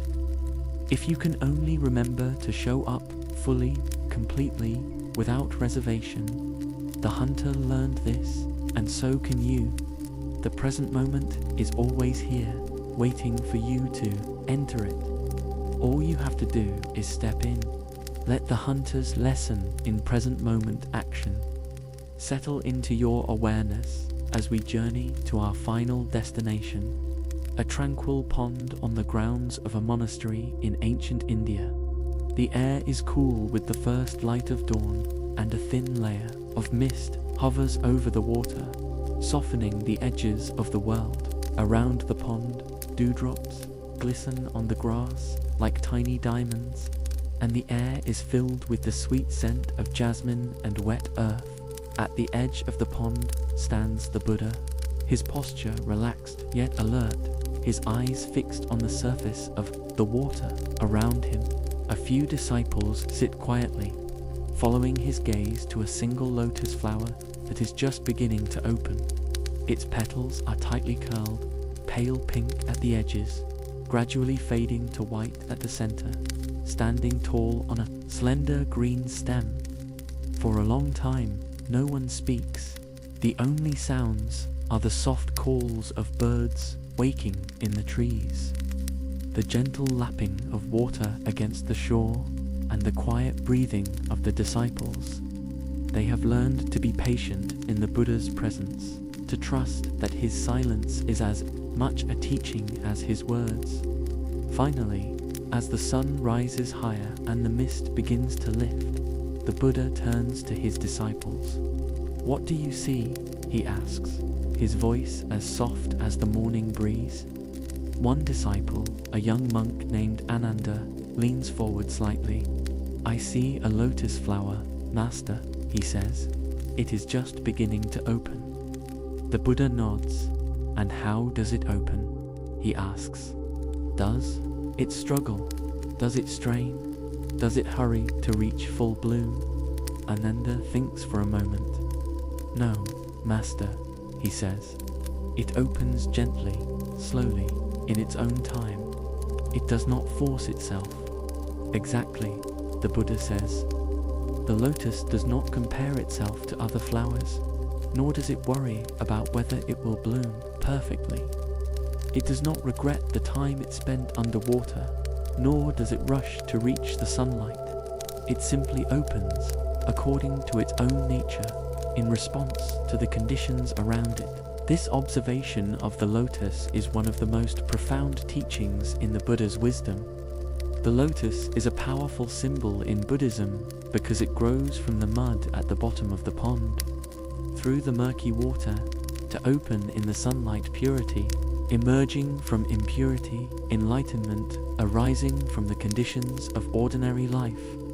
But perhaps even more importantly, the lotus teaches us about the nature of growth itself, that it is a natural, unfolding process that cannot be forced or rushed. but only supported and allowed. The Buddha continues, his eyes returning to the lotus as a few more petals unfurl in the growing light. This is the way of all things, including your own spiritual growth. You cannot force enlightenment any more than you can force a lotus to bloom. You can only create the conditions for growth through mindfulness, through kindness, through understanding, then trust in the natural unfolding of life.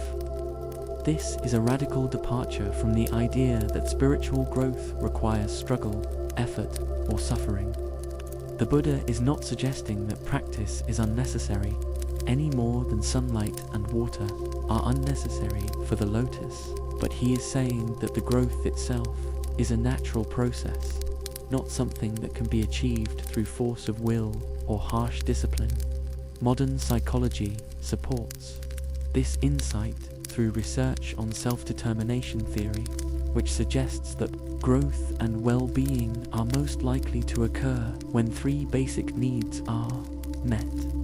Autonomy, the sense that we are choosing our own path. Competence, the sense that we are capable. And relatedness, the sense that we are connected to others. These conditions are not about struggle or effort, but about creating a supportive environment in which growth can naturally occur, just as the lotus needs water, sunlight, and nutrients, but not struggle. The disciples sit quietly, watching as more petals open, revealing the golden center of the flower. One disciple, a woman named Kisakatami, who has recently lost her child and is struggling with grief, speaks up. "But Master," she says, her voice trembling, "how do we trust this process when our lives are filled with pain? The lotus grows in peace, but our lives are filled with suffering." The Buddha looks at Kisa with great compassion, remembering her journey, how she had run from house to house, begging for medicine to bring her child back to life, until a wise man sent her to the Buddha, who told her he could help if she brought him a mustard seed from a house where no one had ever died. When she realized that death touches every home, she returned to the Buddha, who helped her understand the nature of impermanence. "The lotus grows in mud, Kisa," the Buddha says gently. "It does not grow in pure water or on dry land. The mud, darkness, the difficulty is essential to its growth. In the same way, suffering is not an obstacle to your growth, but the very soil in which it occurs."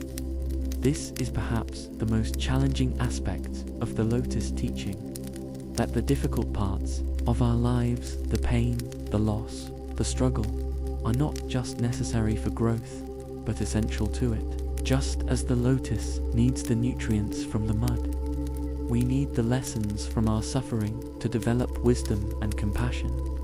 But there is an important difference between the lotus and ourselves. The lotus does not resist the mud. It does not complain about being rooted in darkness, nor does it rush to reach the light. It simply accepts its circumstances and grows according to its nature. Our suffering becomes problematic, not because of the pain itself, but because of our resistance to it, our refusal to accept that it is part of our journey. As the Buddha taught, in the end, only three things matter: how much you loved, how gently you lived, and how gracefully you let go of things not meant for you. This graceful letting go is not resignation, but acceptance, not giving up, but allowing life to unfold as it will, while continuing to act with kindness and wisdom.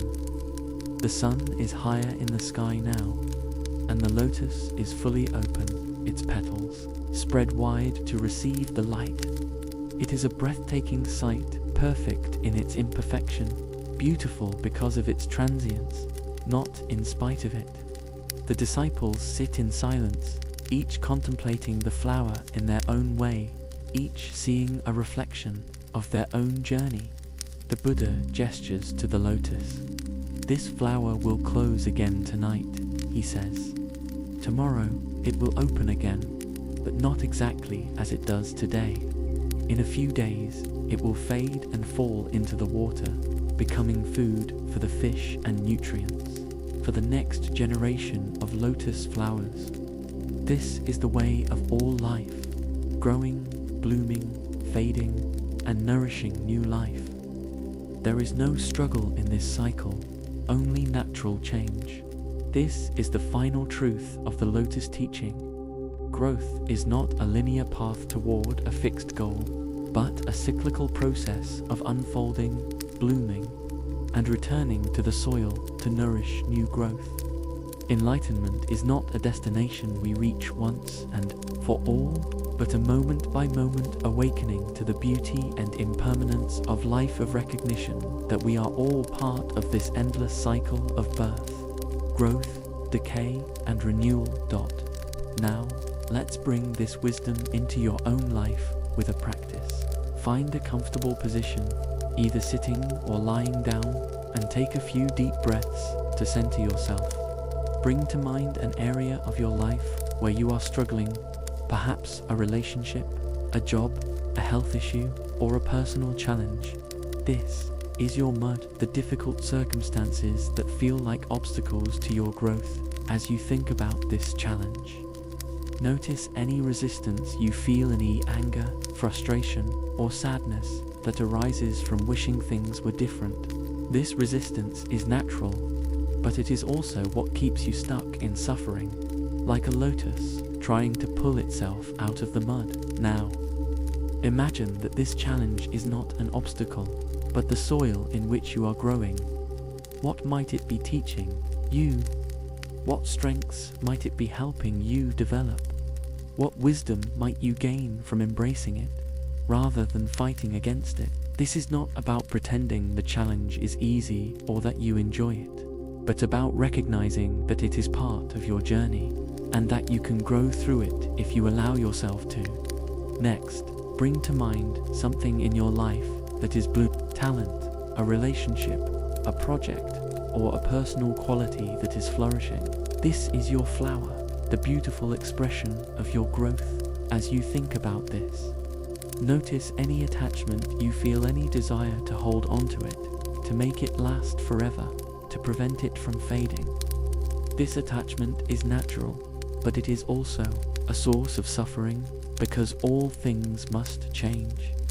Now, imagine allowing this bloom to be as it is appreciating it fully in this moment. Without trying to preserve it or make it perfect, recognize that its beauty comes in part from its impermanence. Just as the lotus is more precious because it blooms for only a short time. Finally, bring to mind something in your life that is fading, a relationship that is ending, a phase of life that is passing, or a dream that is not coming to fruition.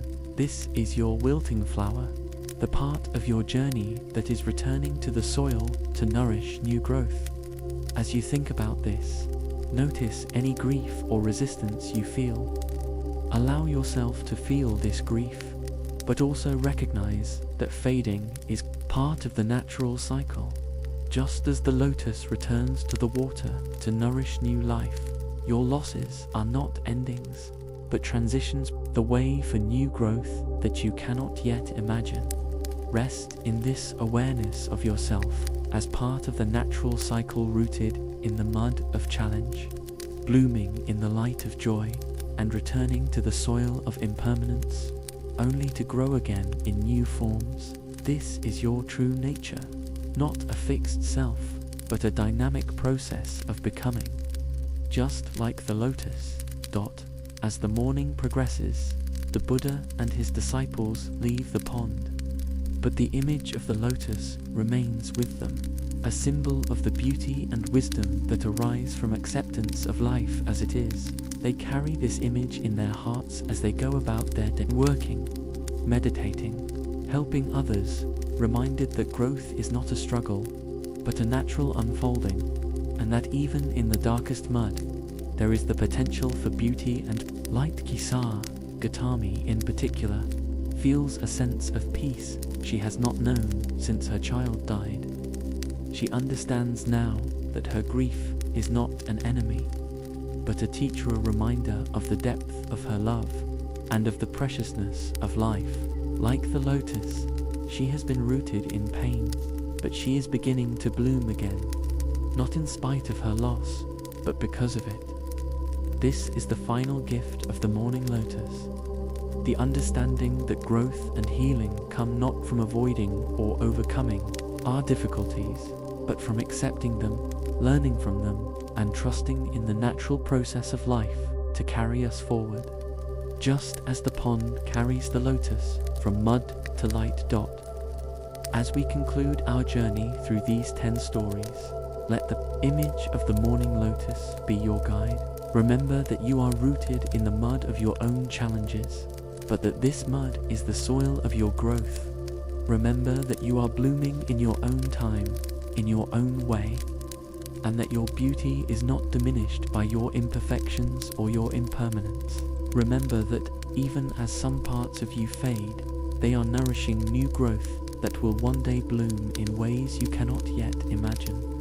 This is the wisdom of the Buddha, the wisdom of the lotus, the wisdom that has been passed down through the ages. Life is a natural, unfolding process, and your greatest power is to participate in it fully, to accept it, to learn from it, and to trust in its inherent goodness, even when you cannot see it. May you carry this wisdom in your heart as you move through the world, and may you find peace in the knowledge that you are exactly where you need to be, growing exactly as you should, blooming in your own time, and contributing your own unique beauty to the garden of life. As we cross the river of these 10 stories, may you have touched the source of inner peace. Those truths of acceptance, letting go, and awareness like stars in the dark night will guide you when needed. Remember, peace is not far away, but in each breath, each awakening in the present moment. Thank you for sharing this journey from Zen Mind Temple. May you sleep peacefully tonight and wake tomorrow with a clear heart.